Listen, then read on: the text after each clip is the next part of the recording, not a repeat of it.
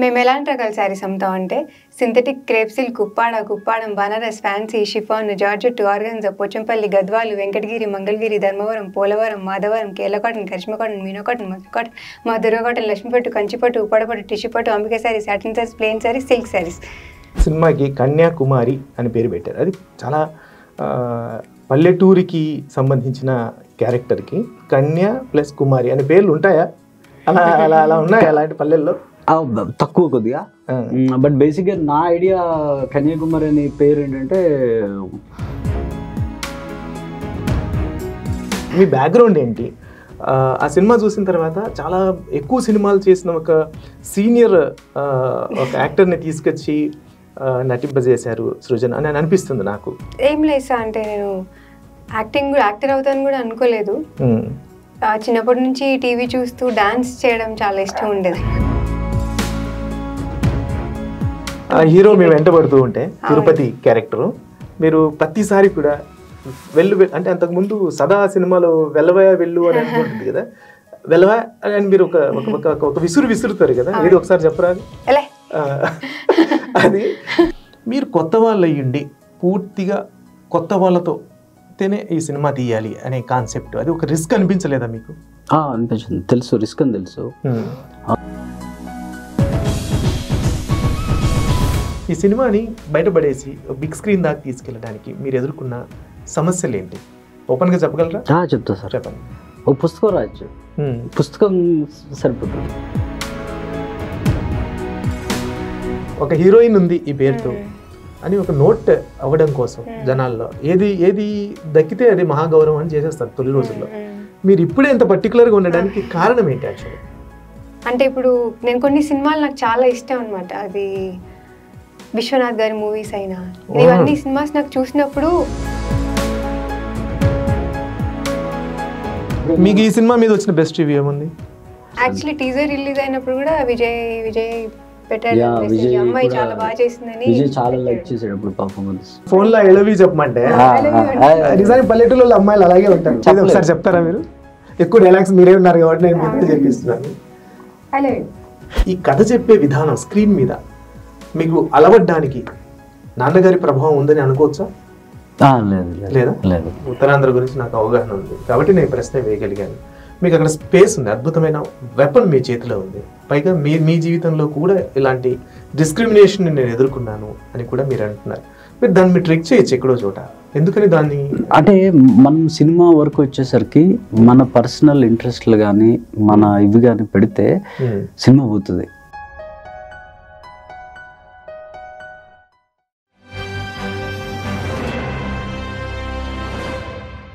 నమస్తే, నా పేరు Sharif. Welcome to 3TV. Kanyakumari cinema ఒక వారం రోజుల కిందటి నుంచి చాలా సైలెంట్గా, చాలా లో గొంతుతో, ఇంకో రకంగా చెప్పాలంటే బిడియంగా బిగ్ స్క్రీన్స్లో రిలీజ్ అయ్యి సైలెంట్గా నడుస్తూ ఉంది.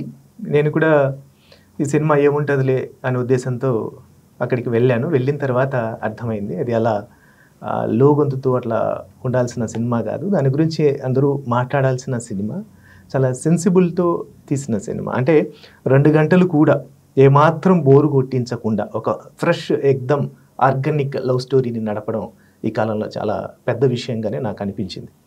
తర్వాత ఈ సినిమా పెద్ద రేట్లు కూడా ఏం లేదు, జస్ట్ 150 రూపాయలు పెడితే హాయిగా బిగ్ స్క్రీన్లో సినిమా చూసేయచ్చు కూడా. ఎంతో బాగలేని సినిమాలను కూడా 2000 3000 పెట్టి టికెట్లు పెట్టి కొంటూ ఉన్నాం. బట్ చాలా సింపుల్గా అలా వెళ్ళి ఎంజాయ్ చేశాను. ఆ సినిమాకి సంబంధించి డైరెక్టర్ సృజన్ అట్టాడ, అలాగే హీరోయిన్ అంటే టైటిల్ కన్యాకుమారి అనే టైటిల్ రోల్ని ప్లే చేసిన హీరోయిన్ గీతు సైని, ఇద్దరు కూడా ఇవాళ స్టూడియోలో ఉన్నారు. వాళ్ళని మీకు పరిచయం చేసే ముందు నేను డైరెక్టర్ గురించి ఒక 2 నిమిషాలు, అంటే 2 నిమిషాలు కూడా పట్టదు, నాకు 2 పాయింట్లు అయితే చెప్తాను. ఎందుకంటే నాకు 10 ఏళ్ళుగా సృజన్ అట్టాడ పరిచయం. అతను దిద్దుబాటు అనేది, అంటే దిద్దుబాటు కథ ఆధునిక తొలి తెలుగు ఆధునిక కథ, అంటే 1910లో గురజాడ గారు, అంటే మనం ఎవరినైతే మహాకవి అని అనుకుంటూ ఉన్నామో అలాంటి మహానుభావుడి తొలి కథని షార్ట్ ఫిలింగా తీసి ఆ రోజు షాక్ ఇచ్చాడు అతను. నిజానికి 10 ఏళ్ల కిందట కూడా నేను అతన్ని ఇంటర్వ్యూ చేశాను. ఎప్పటికైనా చాలా సెన్సిబుల్ అంటే ఇస్థెటిక్ సెన్స్తో సినిమాలు తీయగల డైరెక్టర్ని నాకు ఆ రోజే అనిపించింది. అందుకనే నేను ఆసక్తి కొద్దీ ఆ సినిమాకి వెళ్ళాను కూడా. ఆ సినిమాను ఆ షార్ట్ ఫిలిం కూడా మీకు యూట్యూబ్లో దొరుకుతుంది. అందులో కూడా మీరు చూసి ఆ టాలెంట్ ఏంటో కూడా మీకు అర్థమైపోతుంది. దాని గురించి నేను ఎక్కువ చెప్పను.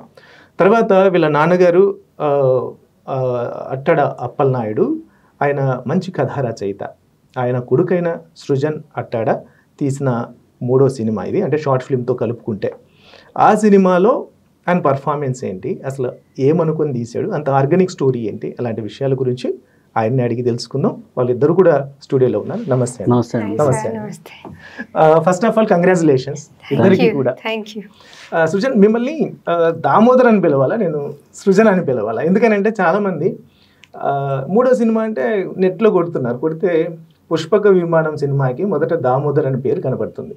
ఎందుకని ఆ పేరు మార్చేసుకున్నారు? అంటే ఆ పేరు మీకు అచ్చి రాలేదా? అలాంటి అచ్చి రావడం అది నాకు నేను పెద్ద పట్టించుకోను. బట్ ఎందుకో నేను ఒకరు సజెస్ట్ చేశారు అలా పెట్టుకుంటే, నాకు కృష్ణుడు అంటే ఇంట్రెస్ట్.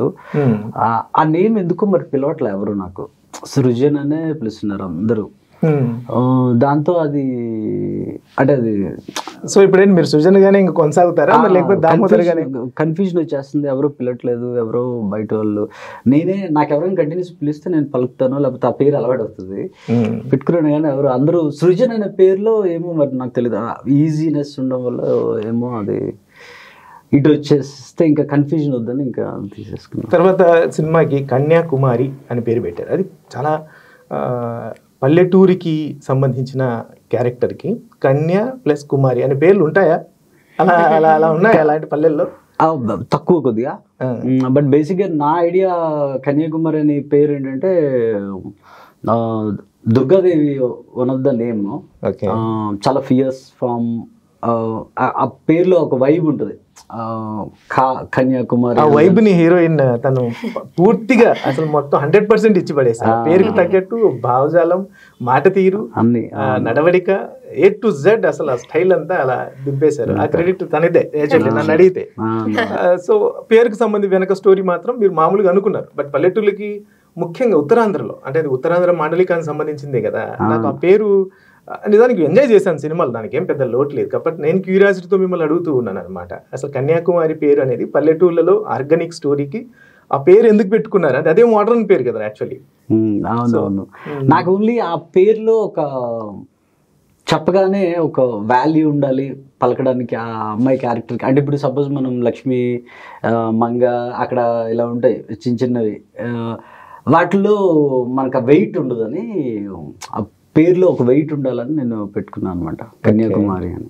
మీరు నాకు చాలా ఆసక్తిగా అనిపించారు నిజానికి. మీ బ్యాక్గ్రౌండ్ ఏంటి?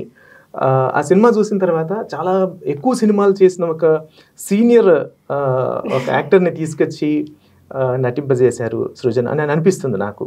అంత మెచ్యూరిటీ అదంతా ఏంటి? మీ బ్యాక్గ్రౌండ్ ఏంటి? ఏం లేదు సార్, అంటే నేను యాక్టర్ అవుతాను కూడా అనుకోలేదు.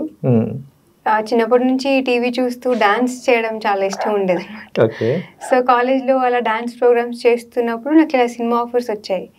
సో ట్రై చేద్దామని అలా సినిమాలో వచ్చేసాను నేను. బ్యాక్గ్రౌండ్ అంటే మీ ఎవరికి ట్రైనింగ్ తీసుకున్నారా? తీసుకోలేదు. మరి ఎలా మీకు సాధ్యమైంది ఇది? అది గాడ్స్ గిఫ్ట్. అంతేనా? అంటే చాలా ఇష్టం, యాక్టింగ్ అంటే చాలా ఇష్టం, డాన్సింగ్ అంటే చాలా ఇష్టం. ఏది చేసినా 100% ఇవ్వాలి అన్న ఇది ఉంటుంది అనమాట.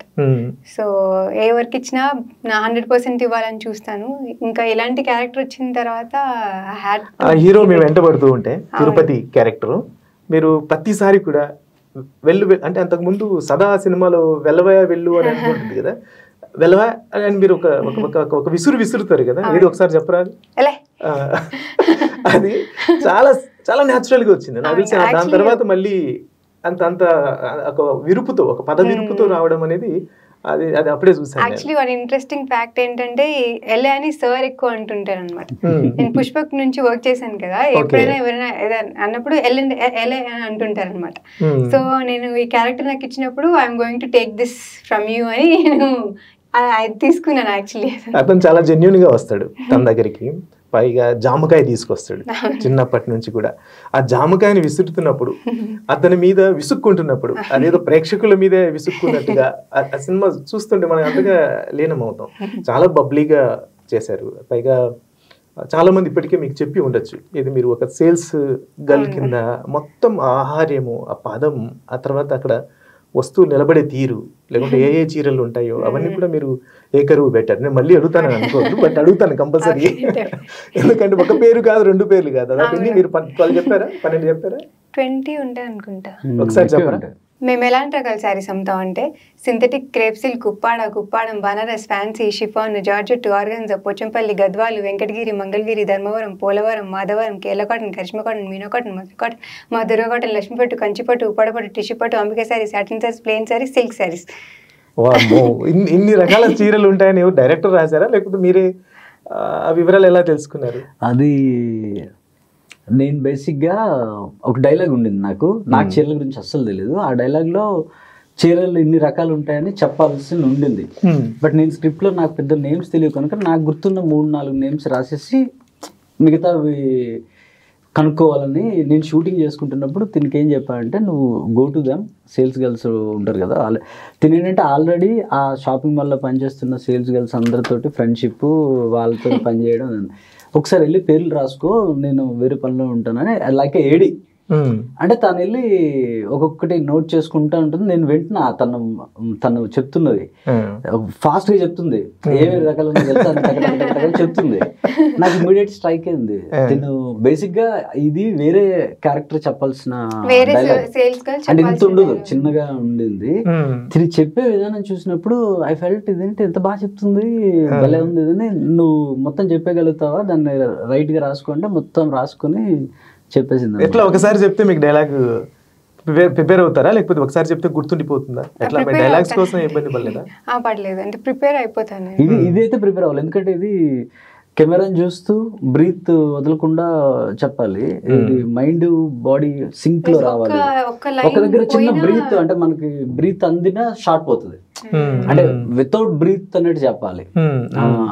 ఈజీ వస్తుంది దాంట్లో, అప్పుడే ఆ షార్ట్ వర్కౌట్ అవుతుంది. సో మైండ్ లో ఉండాలన్నమాట. దీనికి ఒక 2 hours ప్రిపేర్ అయినట్టు ఉంది, ఒక 2 hours ప్రిపేర్. సో తర్వాత మీరు డైలాగ్, మీరేమో తెలంగాణలో, అంటే మీరు ఇందాక నిజామాబాద్ మీరు అన్నది, నిజామాబాద్ లో పుట్టారు మీరు?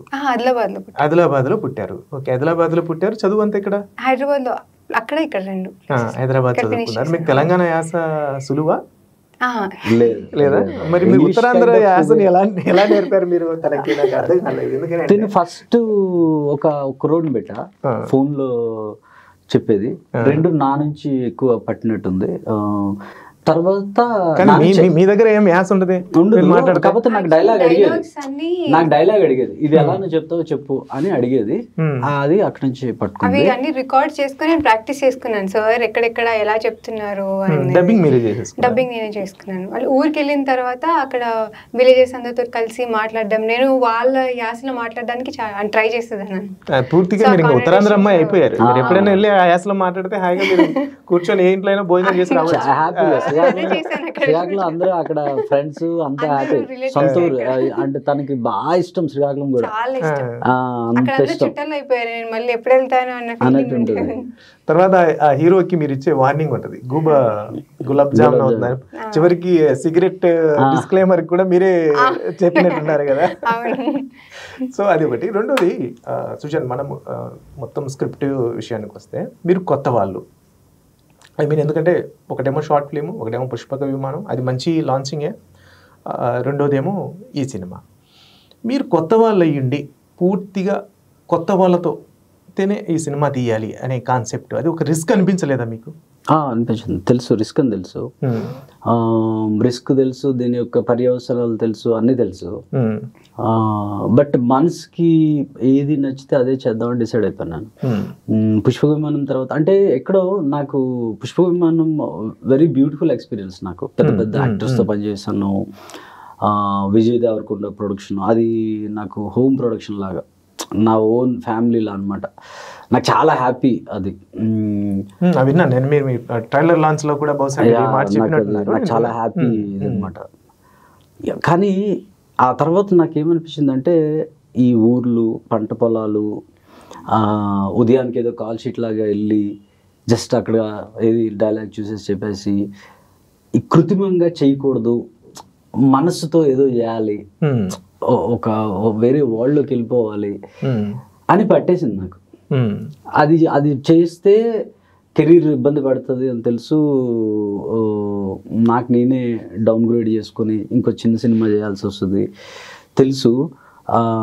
బట్ ఎందుకో ఆ జర్నీలో నేను I don't want to see దాని రిపర్కషన్స్ చూడొద్దు, నాకు మనసుకు నచ్చింది చేద్దాము, మనసు పెట్టి చేస్తే సక్సెస్ చూడొచ్చు అని చేసింది. అంటే ఇంకోటి కూడా ఉంది. ఇప్పుడు సినిమా ఇండస్ట్రీ ఎలా ఉంటుంది అంటే ఈరోజు సక్సెస్ వస్తే మీకు సక్సెస్ వచ్చిన నైట్ మన దగ్గర 100 పీపుల్ ఉంటారు, ఎవ్రీబడి కాల్స్ యూ. ఆ సక్సెస్ రాక ముందు కూడా ఒక 80 మెంబర్స్ ఉంటారు, కానీ వాళ్ళు ఎప్పుడు కాల్ చేయరు. It's all about success and ఆ లైమ్ లైట్లో ఉన్న ఆ చర్న్ అవుట్ చేసే ఆ స్టోరీస్, అవే స్టోరీస్ ఇవన్నీ ఉంటాయి. Once we try something else కానీ ఇవేనంటే వీడియో మనకు ఎదుగులేరా అన్నట్టు. అంటే 2 విషయాలు, ఒకటేమో కొత్త వాళ్ళని పెట్టి కొత్త సినిమా తీయాలి, కొత్త కథ కూడా కొత్త ఎక్దమ్ ఫ్రెష్. రెండోది కొత్త వాళ్ళతో ఒక కొత్త వ్యక్తి సినిమా తీసినప్పుడు ఇండస్ట్రీలో వాళ్ళకు వచ్చే యాక్సెప్టెన్స్ ఎలా ఉంటుంది ఒకటి. రెండోది ఆ సినిమాని చచ్చి చెడి బయటపడేసుకుని 4 థియేటర్లో ఆడేలా చేసుకోవడం అనేది రెండో టాస్క్. రెండోది చాలా బిగ్ టాస్క్. చాలా ఈ 2 సినిమాలు అంటే మొదటి సినిమా ఎలాగో కాస్త మంచి బ్యానరే, మంచి గుర్తింపు ఉన్న హీరోతోనే చేశారు కాబట్టి మీకు ఆ సమస్య లేకపోయి ఉండొచ్చు. రెండో సినిమాని మీరు థియేటర్ దాకా తీసుకెళ్ళడానికి చాలా మంచి మెటీరియల్ తీశారు, అది వేరే సంగతి. అంటే నేను సులువుగా మంచి మెటీరియల్ అని సినిమాలకు చెప్పను.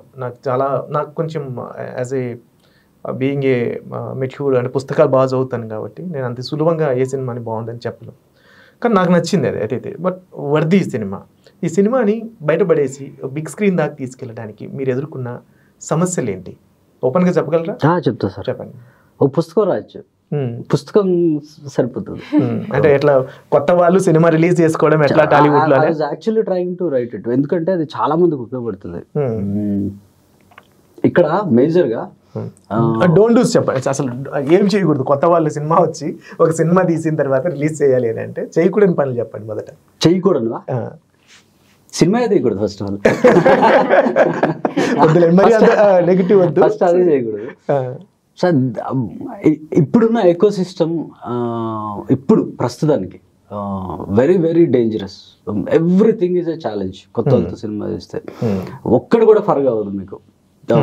రైట్ ఫ్రమ్ ఆడియన్స్, థియేటర్కి అట్లీస్ట్ ఆడియన్స్ ముందు పెట్టడానికి అయితే ఎన్ని కష్టాలు పడతారో, ఆడియన్స్ యాక్చువల్గా థియేటర్ రావడానికి కూడా అంతే జర్నీ ఉంటుంది. Audience are also not interested to willing to watch ఒక డిఫరెంట్ సినిమా అవచ్చు.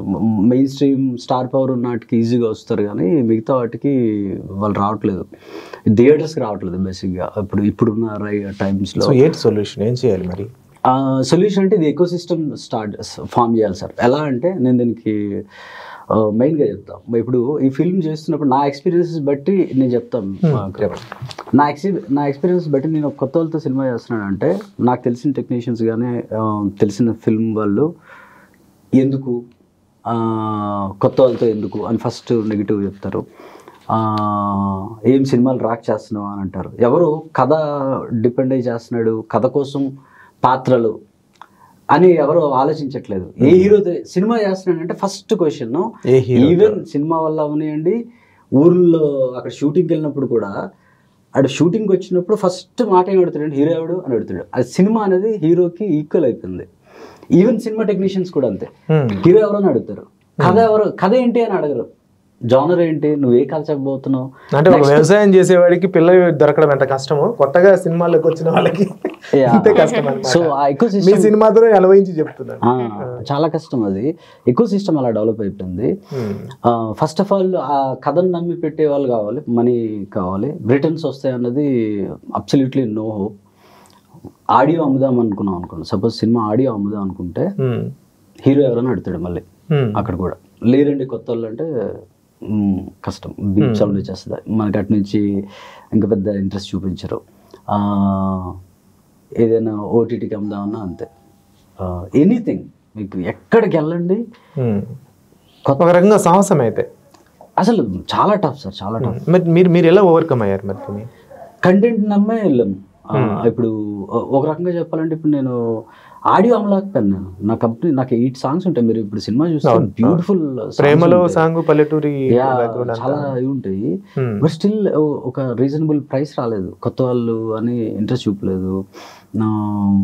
తర్వాత ఒక రకంగా ముందుకెళ్ళడానికి నేనేమనుకున్నా అంటే ఇది షూటింగ్ చేస్తున్నప్పుడు అందరూ కొత్త వాళ్ళు, ఒక తెలియని టెక్నీషియన్స్, ఏ రోజుకి ఆ రోజే ఒక యుద్ధంలా అనుకోవాలి తప్ప రేపు చేసే యుద్ధాన్ని ఈ రోజు నేను మైండ్లో పెట్టుకుంటే ఈ రోజు ఇది నేను చేయలేను.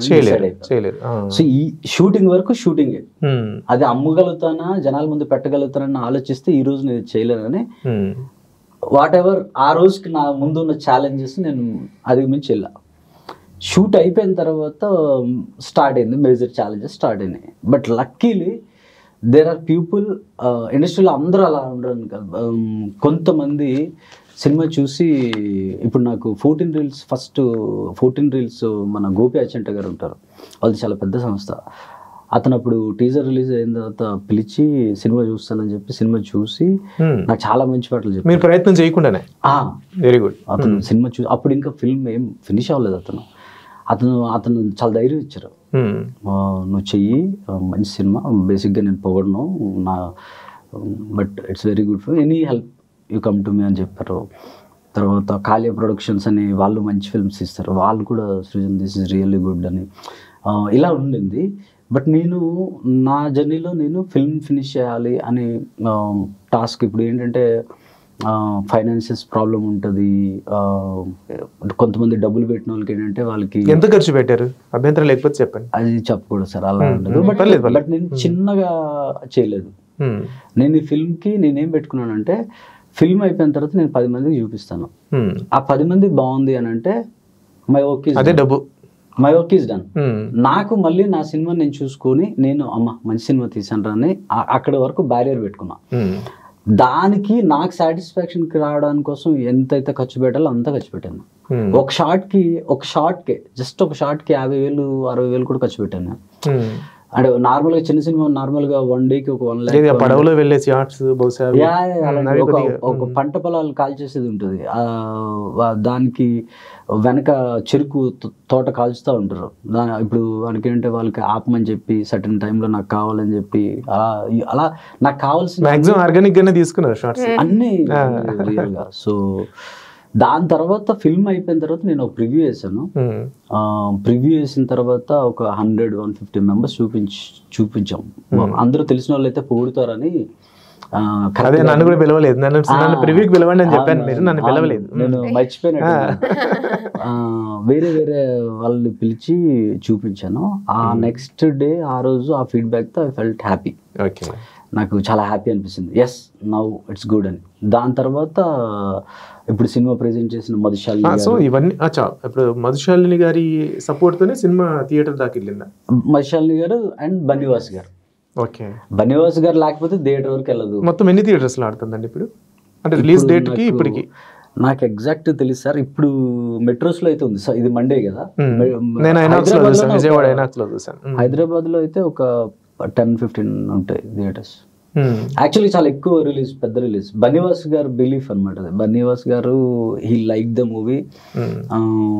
ఇదే సేమ్ మెంటాలిటీ. అది అందరికీ తెలుసు, చిన్న సినిమాని థియేటర్స్లో పెడితే ఆడియన్స్ వస్తారా రారా ఇవన్నీ అందరికీ తెలిసినవే. బట్ ఒక ఛాన్స్ ఇవ్వాలి, కంటెంట్ ముందుకి మంచి కంటెంట్ కి ఒక ఛాన్స్ ఇవ్వాలని అది ప్రూవ్ చేసుకుంటది ఆటోమేటిక్ గా. అతను బన్నివాస్ గారు. మీకు బెస్ట్ కాంప్లిమెంట్ ఏంటి అంటే ఈ సినిమాకి? ఫస్ట్ పుష్పక విమానం కూడా మీరే హీరోయిన్, కాకపోతే మీ రోల్ దాంట్లో చాలా తక్కువగా ఉంటుంది. అంటే స్క్రీన్ మీద మొత్తం మీరే భుజాన్ని వేసుకుని నడపాల్సినంత ఏం లేదు. కానీ ఈ రోల్ అయితే మాత్రం ప్యూర్లీ మీ టైటిల్ దగ్గర నుంచి మొత్తం మీరే, మీ వాయిసే. సినిమాలోకి వచ్చిన తర్వాత కూడా మీ వాయిస్ కూడా కొంచెం చాలా బాగుంటుంది. అంటే దాన్ని సరిపోయింది ఆ యాసకి సంబంధించి. మీకు వచ్చిన బెస్ట్ కాంప్లిమెంట్ ఏంటి అంటే పుష్పక విమానంతో దీన్ని పోలిస్తే? యాక్చువల్లీ పుష్పకి అసలు కాంప్లిమెంట్స్ ఏం రాలేదా కాంప్లిమెంట్స్? ఓకే, దీనికి అంటే వచ్చే నార్మల్ ఆడియన్స్ వాళ్ళు మెసేజ్ పెట్టారు ఇన్స్టాగ్రామ్ లో బాగుంది పర్ఫార్మెన్స్ అని. దీనికి యాక్చువల్లీ చాలా లాట్స్ అన్నాడు. నేను అసలు ఇది ఎక్స్పెక్ట్ చేయలేదు. గుర్తించుకోదగ్గ, ఇది నాకు అండర్లైన్ చేసుకోదగ్గ మెప్పు, ఒక ప్రశంస, ఒక అభినందన. మీరు చాలా హ్యాపీగా ఫీల్ అయింది. ఒక పెద్దవాళ్ళు ఎవరైనా ఫోన్ చేసి బాగా చేసేవు అమ్మాయి అని, లేదా ఒక సీనియర్ యాక్టర్స్ కానీ ఎవరైనా ఫోన్ చేసి చెప్పడం. చెప్పాలంటే నాకు డైరెక్ట్ కాంప్లిమెంట్స్ రాలేవు. ఓకే, అది ప్రాబ్లం సృజన్, అది ప్రాబ్లం. అంటే నేను గమనించింది కూడా ఏంటంటే, టాలెంట్ కనబడితే వెంటనే ఫోన్ తీసి ఒక మాట బాగా చేసావు, బాగుంది, అది సీనియర్తో సంబంధం లేదు. మేము చాలా చోట్ల వింటూ ఉంటాం, యూట్యూబ్స్లో వీడియోస్లో, అబ్బాయి నేను చాలా చాలా ఓపెన్ అండి, నేను అసలు టాలెంట్ కనపడితే చాలా దగ్గరికి తీసుకుంటాను, ప్రేమిస్తాను, అభిమానిస్తాను, వాళ్ళకి ఏదో ఇట్లా చెబుతూ ఉంటే ఫ్యాన్ ఫాలోయర్స్ కూడా అబ్బా చూసారా మా హీరో, ఇది మా హీరోయిన్, నేను ఎవరిని ఉద్దేశించి మాట్లాడట్లే, కామన్గా చెప్తున్నా. అంత బాగా పర్ఫామ్ చేసిన ఒక అమ్మాయి నీకు వచ్చిన కాంప్లిమెంట్ టక్కన ఒకటి చెప్పమంటే, అమ్మాయి వారం రోజులు అయింది సినిమా రిలీజ్ అయినా తడుముకుంటుంది అంటే, దట్స్ ద ప్రాబ్లం. ఇండస్ట్రీలో నేను ఒకటి చూసా సార్, నేను కొత్త వాడిని కాబట్టి 2 సినిమాలు ఎక్స్పీరియన్స్ నేను ఒకటి చూసా ఏంటంటే, ఇండస్ట్రీ పీపుల్ కూడా 80% of the people they decide film fate కానీ ఆ ఫిల్మ్ యొక్క ఇంప్రెషన్ కానీ రివ్యూస్ చదివి డిసైడ్ అవుతారు. ఎవరెవరైతే కెమెరా ముందుకు వచ్చి ఇండస్ట్రీలో చాలామంది మనకి రివ్యూస్ హ్యాంపర్ చేస్తున్నాయి ఫిల్మ్స్ని, రివ్యూ రైటర్స్ వల్ల చాలా ఇష్యూ వస్తుందని అందరం చెప్తాము. But we actually read review and ఆ ఇంప్రెషన్ ఫామ్ చేస్తాం. రివ్యూ రైటర్ ఇచ్చిన ఇంప్రెషన్తో ఫిల్మ్ ఫీల్డ్ వాళ్ళు కూడా ఫామ్ చేస్తారు. ఎందుకు నేను ఇది ఎగ్జాక్ట్గా చెప్పగలుగుతాను ఎలా అంటే, సినిమా ఒకసారి రిలీజ్ అయిన తర్వాత నార్మల్ ఆడియన్స్ థియేటర్కి వెళ్ళి చూస్తుంటారు. ఆ రిలీజ్ రోజు కానీ మధ్యాహ్నం కానీ సాయంత్రం కానీ ఆ చూసిన వాళ్ళు ఫోన్ చేస్తుంటారు. రివ్యూలు కానీ తేడా వస్తే సినిమా ఇండస్ట్రీ నుంచి ఒక్క కాల్ రాదు, వాళ్ళు థియేటర్కి వెళ్ళరు. మీకు అర్థమవుతుంది. అదే రివ్యూస్ పాజిటివ్గా కానీ అటు ఇటు వస్తూ ఉంటే మీకు కాల్స్ స్టార్ట్ అంటే జనాలు కూడా ఇప్పుడు రివ్యూస్ నేను ఇక్కడ కొంచెం విభేదిస్తాను సృజన్. ఎందుకంటే జనాలు కూడా గుడ్డిగా బాగలేని సినిమాని డబ్బులు తీసుకొని బాగుందని చెబితే నమ్మే పరిస్థితులు లేరు జనాలు. లేరు. మీరు రివ్యూ చదివి కూడా మళ్ళీ ఫస్ట్ షోకి వెళ్ళిన వాడి ఫ్రెండ్కి ఫోన్ చేసి ఏరా నిజమేనా అంటారు. నేను అంటుంది ఆడియన్స్ కాదు, మా ఇండస్ట్రీలో వాళ్ళు నమ్ముతారు, ఆడియన్స్ కన్నా ఎక్కువగా వాళ్ళు నమ్ముతారు. నేనేమంటే ఇండస్ట్రీలో if somebody goes to a film నార్మల్గా వెళ్ళి చూస్తే కాల్స్ వస్తాయి, అరే వాట్ ఎన్ యాక్టింగ్ అని. అవి చూడడం ఎందుకు చూడరు అని అంటే దే ఫార్మ్ అన్ ఇంప్రెషన్, పెద్ద బాగాలేదంట బాగుందంట అక్కడతో వదిలేస్తారు అనమాట. ఎక్కడైనా మీకు ఈ సినిమా మీద వచ్చిన బెస్ట్ రివ్యూ ఏముంది? నాకు చాలా వచ్చినాయండి. నాకు తిని యాక్సెసిబుల్ లేదేమో అని నాకు తెలిసి తినికి వచ్చిన బెస్ట్ కాంప్లిమెంట్ డైరెక్ట్ గా రాలేదు, కానీ నేను నా ద్వారా నాకు చెప్తుంటారు కదా తనకైతే ఎనార్మస్. బన్నీవాస్ గారు నార్మల్గా ఒక మాట అన్నారు, నేను తనకు షేర్ చేశాను. అంటే అతను బేసిక్గా ప్రొడ్యూసరే కానీ I feel is a great technician. ఇప్పుడు నాకు కూడా తెలియనివి అతను ఇలా బ్లింక్లో పడేస్తారు. తను మీరు ఇందాక తను చేసిన విధానం, నిల్చునే విధానం అది పూర్తిగా సేల్స్ గర్ల్స్ దగ్గర నిలబడి కాళ్ళ నొప్పులు వచ్చాక వాళ్ళు స్టెప్ డౌన్ చేస్తారు. బన్నీవాస్ గారు ఒకటి చూసి చెప్పారు, నేను ఎప్పుడు గమనించలేదు అది. చూడు తను ఎలా వాక్ చేస్తుందో ఈ సర్టెన్ దీని దగ్గర అన్నట్టు అని నేను గమనించా. అప్పుడు షీఈ్ అ గ్రేట్ యాక్టర్ అన్నట్టు తను చెప్పారు. అలా చాలా మంది మధు గారు కానీ. మరి మీకు ఈ సినిమాలో ఏమైనా అవకాశాలు వచ్చా? ఈ సినిమా చూస్తుంటారు సరే, ఆ ప్రశంసకి మీకు గుర్తులేదు నిజానికి? అంటే నాకు డైరెక్ట్ గా చెప్పలేదు, సార్ ద్వారా సార్ చెప్పినప్పుడు మధు మ్యామ్ చెప్పాను. చాలా తన ఇంటర్వ్యూలో కూడా చూసాను, చాలా ఎక్సైట్ అయ్యారు. మీ పట్ల ఒక కళలో కనిపిస్తుంది, ఏమి దాచుకోవట్లేదు. నాకు తెలిసి ఎవరెవరు ఇప్పటివరకు సినిమా చూసారో ఇండస్ట్రీ పీపుల్ అయితే ఎవరి అమ్మాయి అసలు ఏంటి అమ్మాయి ఇదే మాట. ఇంకెవరో ప్రొడ్యూసర్ వేరే ఫిల్మ్ చేస్తున్నప్పుడు నా ఫ్రెండ్ చెప్పాడు, హీరోయిన్ గా చేయాలి, ఓ పాత చేయాలంటే ఒక అమ్మాయి చేసింది అలా చేయాలి. హీరోయిన్లు దొరుకుతారు, యాక్టర్స్ పాత్ర. సో చాలా lot of compliments. Actually teaser release అయినప్పుడు కూడా విజయ్ విజయ్ చాలా లైక్ చేసాడు అప్పుడు పర్ఫార్మెన్స్. Very good. మరి చెప్పాలి మీరు అది. అంటే నాకు డైరెక్ట్ గా రాలేదు, నాకు గుర్తు రావట్లేదు. తర్వాత మీకు ఇంకోటి కూడా నేను విన్నా, అమ్మాయి ఇప్పుడే ఇంకా 2వ సినిమా కూడా రాలేదు, అప్పుడే చూసీగా ఉండడం, 2-3 అవకాశాలు వస్తే వాటిని చూసి చెప్తానులేండి తర్వాత అని చెప్పడం, ఇట్లాంటి కామెంట్స్ నిజమేనా? నిజమే. ఎందుకని అంటే ఎవరైనా సరే ఒక అవకాశం వచ్చాక వీలైనంత ఎక్కువగా తెర మీద సరే కథ ఇదా అని పక్కన పెట్టండి, ఫస్ట్ ఒక హీరోయిన్ ఉంది ఈ పేరుతో అని ఒక నోట్ అవ్వడం కోసం జనాల్లో ఏది ఏది దక్కితే అది మహాగౌరవం అని చేసేస్తారు తొలి రోజుల్లో. మీరు ఇప్పుడే ఇంత పర్టికులర్గా ఉండడానికి కారణం ఏంటి యాక్చువల్లీ? బేసిక్గా అంటే ఇప్పుడు నేను కొన్ని సినిమాలు నాకు చాలా ఇష్టం అనమాట. అది విశ్వనాథ్ గారి మూవీస్ అయినా ఇవన్నీ సినిమాస్ నాకు చూసినప్పుడు మేబీ ఎక్కడో ఉండేది చేస్తే ఇలాంటి సినిమాలు చేయాలి కదా అని నాకు ఒక ఆర్టిస్టిక్ ఇది ఉండేది అనమాట. సో నాకు ఫేవరెట్ మూవీస్ అన్నీ ఇలాంటివే. అప్పుడు పుష్ప విమానం వచ్చినప్పుడు సమ్వేర్ ఇది నాకు నచ్చిన జానర్ ఉంది. రాజేంద్ర ప్రసాద్ మూవీస్ అంటే చాలా ఇష్టం, అప్పుడు కామెడీ మూవీస్ ఉంటాయి, పుష్ప కూడా అంటే అలానే ఉంది అని నేను చూస్ చేసుకున్నాను ఓకే అని. సో నేను సినిమా ఇండస్ట్రీకి వస్తే నా సైడ్ నుంచి నేను మంచి మూవీస్ చేయాలి, కొన్ని చేసినా కూడా నాకు సాటిస్ఫాక్షన్ ఉండాలి, గుర్తుండిపోయే రోల్స్ చేయాలి. Moto is good. మీ అభిప్రాయాన్ని లేకపోతే మీరు ఏదైతే ఒక ఇంప్రెషన్తో ఉన్నారో ఆర్ట్ ఫిల్మ్స్ తీయాలి, నిలబడే సినిమాలు తీయాలి అంతవరకు ఓకే. కానీ ఆ మాయలో మీకు రావాల్సిన నిజమైన సినిమా కూడా ఈ అమ్మాయి ఏది ఒప్పుకోదులే అని అది మాయమైపోయే అవకాశం ఉందిగా. ఆ అవకాశం మంచి సినిమాలు రోల్స్ వస్తాయని అనుకుంటున్నాను, నమ్మకం అయితే ఉంది. సో మీరు నమ్ముకున్న దారి మీద మీరు ఉంటారు అంతే. ఎన్ని రోజులు అట్లా చాలా గతంలో మీరు చాలా మంది హీరోయిన్లని గమనిస్తే మొదట్లో ఒప్పుకోకుండా తర్వాత మెల్లమెల్లగా పతిథి చేయడం మొదలు పెట్టేసిన చాలా మంది చూసాను. నేను మాత్రం చాలా స్టబర్న్ సార్. అంటే ఇన్ఫాక్ట్ నేను అనుకునేదాన్ని నచ్చని సినిమా చేసే బదులు ఇంట్లో కూర్చోవడం బెటర్ అని అనిపించేది నాకు. So end of the day ఇప్పుడు కన్యాకుమారి సినిమా చేసినప్పుడు కూడా మార్నింగ్ ఒక ఎక్సైట్మెంట్, అంటే నాకు ఒక ఎక్స్పీరియన్స్ ఇచ్చింది కన్యాకుమారి. ఐ ఫీల్ ఇది చాలా రేర్గా దొరుకుతుందని అనిపిస్తుంది. అంటే మార్నింగ్ ఒక ఎక్సైట్మెంట్ తోటి లేవడం, నైట్ ఒక సాటిస్ఫాక్షన్ పడుకోవడం, అది చాలా రేర్గా నాకు లైఫ్లో కూడా ఎనీథింగ్ చూసుకుంటే ఇది నాకు చాలా మెమరబుల్ ఒక ఈవెంట్ అనమాట కన్యాకుమారి సినిమా. ఇప్పుడు ఇలాంటి రోల్ చేసిన తర్వాత ఇంత సాటిస్ఫాక్షన్ నేను ఫీల్ అయిన తర్వాత I don't want to settle for anything less అన్న ఫీలింగ్ మీద ఉందన్నమాట. నాకు అది అర్థమైంది. బట్ అది మీరు అది కాన్స్టెంట్ గా అలాగే అభిప్రాయంతో ఉంటారా లేకపోతే మధ్యలో కట్ అవుతారా అనేది నాకు డౌటే. మీరు చెప్పినా కూడా అదొక పాయింట్. తర్వాత మీకు ఇంట్లో ఏమి ఇన్స్ట్రక్షన్స్ అంటే మీకు రిస్ట్రిక్షన్స్ ఏమి లేవా? అంటే మీన్ సినిమాలు అక్కర్లేదు, చూజీగా ఉండు, ఇట్లా ఏమైనా ఉన్నాయా మీ నాన్నగారి దగ్గర నుంచి? అంటే దే ఆర్ వెరీ సపోర్టివ్. మా డాడీ టీచర్ అన్నమాట. ఓకే. సో ఏం చేసినా ఆయన చాలా సపోర్టివ్ గా ఉంటారు. Very good. ఆయన బిలీఫ్ తను ఏది చేసినా షీల్ గివ్ హర్ 100% అని ఆయనకి ఒక బిలీఫ్. మీరేం చదివారండి? నేను ఇంజనీరింగ్ చేశాను. ఓకే. మరి ఇంజనీరింగ్ వైపు అటువైపు వెళ్ళరా? సాఫ్ట్వేర్ అటువైపు వెళ్ళే అవకాశం లేదా? ఇంజనీరింగ్ చేసేటప్పుడే సినిమాలు. ఇంకా సినిమానేనా? సినిమానే. అది ఈ సినిమాలో కూడా హీరోయిన్ సాఫ్ట్వేర్ అవ్వాలని అనుకుని సరే. అసలు ఈ రెండింటికి ముడిపెట్టాలనే ఆలోచన ఎట్లా వచ్చింది సృజన్ మీకు?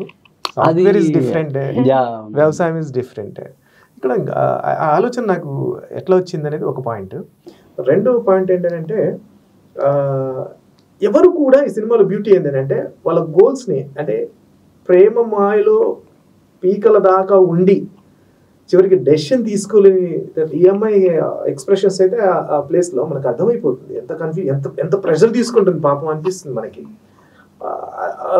ఎవరు కూడా హీరో కానీ హీరోయిన్ కానీ తమ గోల్స్ని పక్కన పెట్టి ప్రేమ వైపు వెళ్ళరు. రెండింటిని గెలిపించుకునే ఒక పందా ఏదైతే ఉందో దట్స్ గుడ్. అది అసలు ఈ సినిమాని ఎట్లా మీరు ప్లాన్ చేసుకుంటూ వెళ్ళారు? అంటే ముగింపు ఇది కాదేమో మీరు మొదట అనుకున్నప్పుడు, తర్వాత ఈ ముగింపుకి వచ్చారేమో అని నాకు అనుమానం. నిజమేనా? ఎట్లా ఆ థాట్ నా ప్రాసెస్ చెప్పండి. బేసిక్గా కంటెన్షన్ కథకి నాకు మేజర్గా ఆరిజిన్ పడింది ఫస్ట్ ఇప్పటి నుంచో రైతు ప్రేమ కథ చెప్పాలి. ఎందుకో సడన్గా ఒకసారి మైండ్లోకి స్ట్రక్ అయింది ఏంటంటే పొలంలో దున్నడం, అమ్మాయి చుట్టూ తిరగడం, విత్తనం అంటే ఐ లవ్ యూ అవుతుందేమో, పంట పెరిగిన తర్వాత తెగులు పుడితే ప్రేమలో విరామం దాకా పంట తెగులు కోతలు ఇదంతా. అది ఫస్ట్ ఐడియా వచ్చింది నాకు. పుష్ప విమానం ముందు ఐడియా వచ్చింది. పంట పొలము ఆ పండించే ప్రాసెస్ ప్రేమ ఒకటే, ఈ రెండింటిని కలిపే లవ్ స్టోరీ చేయాలని అనుకున్నా. ఒక రైతు లవ్ స్టోరీ చేద్దామని అప్పుడు మైండ్లో ఉండి వదిలేసాను అలాగా. దాని తర్వాత కరోనా టైంలో మా ఊర్లో ఉండిపోయేటప్పుడు ఒక అమ్మాయి రోజు ఉదయాన్నే బ్యాగ్ వేసుకొని జాబ్కి వెళ్ళేది. నాకు కొద్దిగా డిఫరెంట్గా అనిపించింది. అమ్మాయి జాబ్కి వెళ్ళడం పల్లెటూరులో నడుచుకుంటా వెళ్ళేది. ఊర్లో అబ్బాయిలు చెట్టు కింద కూర్చొని సరదాగా చూసుకుంటే ఇది పట్టుకున్నా. అమ్మాయి ఇటు వెళ్తుంది, వీళ్ళు ఊర్లోనే ఉంటున్నారు అని. అప్పుడు ఈ రైతు కథ ఊర్లో ఆ ఊర్లో తిరుగుతున్నప్పుడు నాకు ఇంకా ఊరు మీద చేయాలి, మా సైడ్ పల్లెటూర్ల మీద కట్ చేయాలన్నప్పుడు నాకు ఆల్రెడీ రైతు కథ ఉంది. ఈ అమ్మాయి బ్యాగ్ వేసుకుంటూ వెళ్తుంది, వర్కింగ్ ఉమెన్. ఇది ఈ క్యారెక్టర్ నేను ఆ విజువల్ చూసిన తర్వాత నాకు మైండ్లో పడింది. సో ఇటు ఒక అమ్మాయిని రైతు, ఇంతకుముందు ఓన్లీ రైతు ప్రేమగా తీయాలని ఉండేది, కానీ ఈ అమ్మాయి మీద నాకు అంత ఫామ్ అవ్వాల. ఎప్పుడైతే నేను ఈ విజువల్ చూసాను, ఒక అమ్మాయి జాబ్కి వెళ్తా ఉంది, వీళ్ళు చెట్టు కింద కూర్చొని సరదాగా మాట్లాడుకున్నారు, ఇది కదా. సో ఇటు అబ్బాయి ఇటు అమ్మాయి కూడా వాళ్ళంతా గట్టిగా ఉండాలి అన్న ఐడియా వచ్చి, ఈ అమ్మాయి ఏమవుతుంది అసలు, పల్లెటూరులో అమ్మాయిల్ని ఎలా పెంచుతారు, ఫ్యామిలీ అమ్మాయిల్ని ఎలా చూస్తుంది, అందుకే మీకు చూస్తే వాళ్ళు అమ్మాయికి ఏం చదివిస్తాంలే అని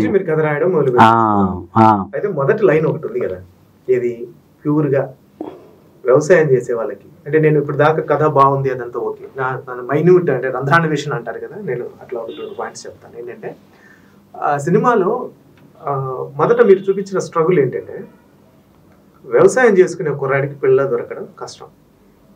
ఆ ఎమోషన్ ఉంది కదా, ఆ ఎమోషన్ చిన్నప్పుడు కూడా అందరు నవ్వుతారు. ఆ అబ్బాయి లేచి నేను రైతులు అవుతా అని అంటే అందరూ నవ్వుతారు. దానికి సమాధానం సినిమాలో లేదేమో, అంటే ఆ నవ్విన నోళ్ళు మోయించే సమాధానం సినిమాలో ఉందా? లేదు లేదు లేదు. అది మరి అంటే మీరు ఏ సంఘర్షణ మీద అయితే కథని డెవలప్ చేశారో అది డివియేట్ అయిపోలా? లేదు, అసలు ఆ పాయింట్ పెట్టుకోలేదు. నేను ఇది లవ్ స్టోరీ కింద తీసుకున్నా. ఇద్దరు వ్యక్తుల మధ్యలో లవ్ స్టోరీ, ఆ ఇద్దరు వ్యక్తులు ఏ బ్యాక్గ్రౌండ్స్ నుంచి వస్తున్నారో అనే కథ ఎత్తుకున్నా. వీడేంటంటే వాళ్ళ నాన్న లాగా, అది సొసైటీ అలా ఉందని, అది కాదు కాదు కాదు పెద్దది. రైతుకి నేను సింగంనేని నారాయణ అనంతపురం నుంచి ఒక కథ రాశారు ఇదే ఇలాగే. ఆ పిల్లాడికి ఇంకేమి దొరక, చివరి కూరగాయలు అమ్ముకొని బండి మీద నువ్వు గల్లీలు వెంబడి అరుస్తూ కూడా నువ్వు వస్తువులు అమ్ముకుంటే నీకు పిల్లనిస్తాం, కానీ నువ్వు వ్యవసాయం చేస్తున్నా అంటే మేము పెళ్ళనివ్వం. ఇప్పటికీ కూడా స్టిల్ మనం అంత ఈజీగా తీసేయాల్సిన సబ్జెక్ట్ అయితే కాదది. సో చాలా బాగా ట్రిక్ చేశారు అది, నిజానికి మనకు కూడా పెయిన్ ఏమో అనేది. మీరు అనుకుంటే ఇంకొక 2-3 సీన్లలో దాన్ని ఇంకొంచెం అరే మరీ ఇంత అన్యాయం ఏంటి, ఒక రైతు బిడ్డకి పిల్లనివ్వలేకపోవడం అనేది అది ఎస్టాబ్లిష్ చేయొచ్చేమో అని అనిపించింది. మెల్లమెల్లగా వెళ్ళిపోయి మీరు మొత్తగా ఇట్స్ గుడ్, ఓవరాల్గా ఇట్స్ గుడ్. కానీ మీరు ట్రిక్ చేసిన పాయింట్ ఉంది కదా ఫస్ట్ లో మనం ఆలోచింపజేసిన, ఆ పాయింట్ ఎక్కడ డివియేట్ అయిపోయిందని నాకు అనిపిస్తుంది. అది నేను ఎత్తుకోలేదు సార్. నాకు అది బేసిక్గా ఇప్పుడు నేను లవ్ స్టోరీ తీస్తేనే, ఒక నేటివిటీతో కూడిన ఒక రియలిస్టిక్ క్యారెక్టర్స్తో కూడిన లవ్ స్టోరీ తీస్తేనే యూత్ థియేటర్ వైపు చూడట్లేదు. ఓకే, అది మీరు సినిమాటిక్ దానికోసం మీరు తీసుకున్నారు. సొల్యూషన్ ఏంటంటే యాజ్ ఎ డైరెక్టర్ గా మీరు ఆ పాయింట్ తీశారు కదా సార్. మూవీ చెప్పండి సార్. ఇన్ రియాలిటీ నేను సినిమాలో వాడు కుర్రోడు రైతుగా ఉండాలి ఇవన్నీ నేను పెట్టాను, కానీ ఇన్ రియాలిటీ నేను లొకేషన్స్కి వెళ్తున్నప్పుడు, లొకేషన్స్ అవ్వచ్చు 1-2 years అక్కడే ఉన్నాను నేను. ఇప్పుడు ఎలా అంటే ఉదయం లేచి బైక్ వేసుకొని, ఎందుకంటే పల్లెటూర్లు కదా, బైక్ల మీద తిరుగుతూ పొలం కాడికి వెళ్తే లొకేషన్ చూసాను, అక్కడ ఎవరో ఒకరు ఉంటారు. ఏంటమ్మా అంటే నేను సో ఇలా మాటలు మాడితే నేను వాళ్ళకి ఏం చేస్తుంటారు, ఎంత పొలం ఉంది మొత్తం అన్నీ అడుగుతాను. చెరువు గట్ల మీద కూర్చొని వాళ్ళతో పాటు పడుకొని లైఫ్, వాళ్ళు స్నానం చేస్తూ ఇలా డ్రెస్ పిండుకుంటా వాళ్ళ లైఫ్ చెప్తా ఉంటారు. అంటే వాళ్ళ చెరువు గడి దగ్గర వాళ్ళు స్నానం చేస్తుంటే ఒడ్డు మీద కూర్చొని ఏంటి చెప్పు ఏంటి అంటే ఆయన నాకు చెప్తాడు. నాకు అలాగా ఎంతో మంది చెప్పారు. అబ్సల్యూట్లీ వాళ్ళకి వ్యవసాయం అనేది అది చెయ్యదగ్గ ప్రొఫెషన్లా లేదు, లాస్ తప్ప. వాళ్ళు కొంతమంది, నాకు ఒక అతను చెప్పాడు, ఇంక వేరే పనికి లేకపోతే ఇంకేదో అలవాటు అయిపోయి తప్ప ఏమి ఇందులో ఏమి ఉండదు. అదే వాళ్ళ మానసిక స్థితిని ఎవరైతే ఇట్లా కామెంట్ చేస్తారో. బట్ ఆ వృత్తి పట్ల నిజానికి 1-2 డైలాగ్స్ ఉన్నాయి దాంట్లో. ఏమి చిన్నగా పెట్టనా, రోజుకి 4 పూట్లను గుర్తుకొస్తావు, అది వ్యవసాయం అనేది. మంచి ప్రొఫెషన్. వాళ్ళకి కూడా ఆ ఎకో సిస్టమ్ లేదు. ఇప్పుడు ఊర్లో ఎంతమంది, ఇప్పుడు నాతో ఉన్న ఫ్రెండ్స్ ఎవరు వ్యవసాయం చేయట్లేదు. నేనేమనుకున్నా అంటే ఇది ఒక చాలా అద్భుతమైన ప్రొఫెషన్.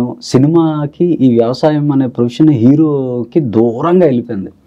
హీరో అంటే ఇప్పుడు అసలు రైతు హీరో అనేది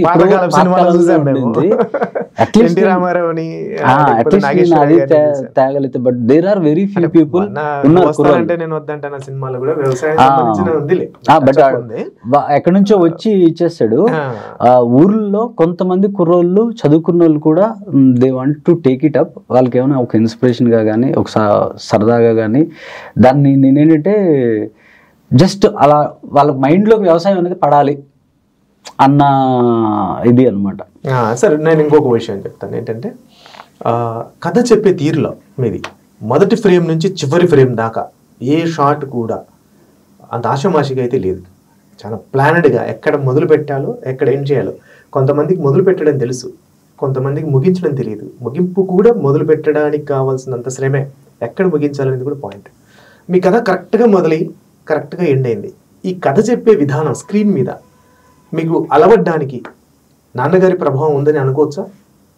లేదు లేదా? లేదు. మీరు సొంతంగా మీరు సాధించిన చదువుకోవడం. ఎట్లా అలవడింది మీకు? చదువుకోవడం వల్ల.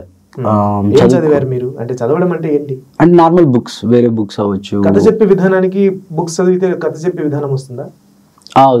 వస్తుంది. అంటే ఫార్మాట్స్ మారుతాయి. షార్ట్ స్టోరీకి ఒక ఫార్మాట్ ఉంటుంది, అంటే ఒక విధానం ఉంటుంది. నావల్కి ఒక విధానం ఉంటుంది, ఫిల్మ్కి ఒక విధానం ఉంటుంది. ఇప్పుడు మా నాన్నగారికి ఈ స్క్రీన్ ప్లే ఇచ్చి డైలాగ్స్ రాయండి అని అంటే నేను సపోజ్ ఎగ్జాంపుల్ చెప్తున్నాను, రైతు ఎందుకురా చదువుకో అని నేను రాశాను అనుకో, అక్కడ అతను 10 పేజీలు రాస్తారు. That is novel. స్క్రీన్కి it has to be in one word. So ఇలాగా ఒక విధానం మారుతుంది.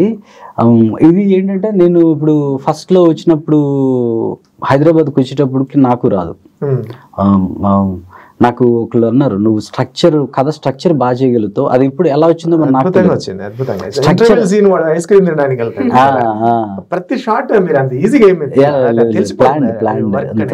చివరి ఫస్ట్ లోనే సస్పెన్స్ పెట్టి చివరి చిన్న తిరుపతి అనే క్యారెక్టర్ అంటే ఊర్లో ఎవ్రీథింగ్ అన్నమాట. ఊర్లో ఎలా తిక్కగా ఉంటాడు, ఆఫ్ మాట్లాడతాడు. నాకు ఈ కన్యాకుమారి ఫిల్మ్ లో బాగా ఇష్టమైంది ఏంటంటే, వీళ్ళిద్దరూ ఈ అమ్మాయి వాడు ఇష్టం అంటే అని చెప్పిన తర్వాత వాళ్ళిద్దరూ ఒకటి అయిన తర్వాత అప్పుడే పుట్టిన వరి కంకి ఉంటుంది.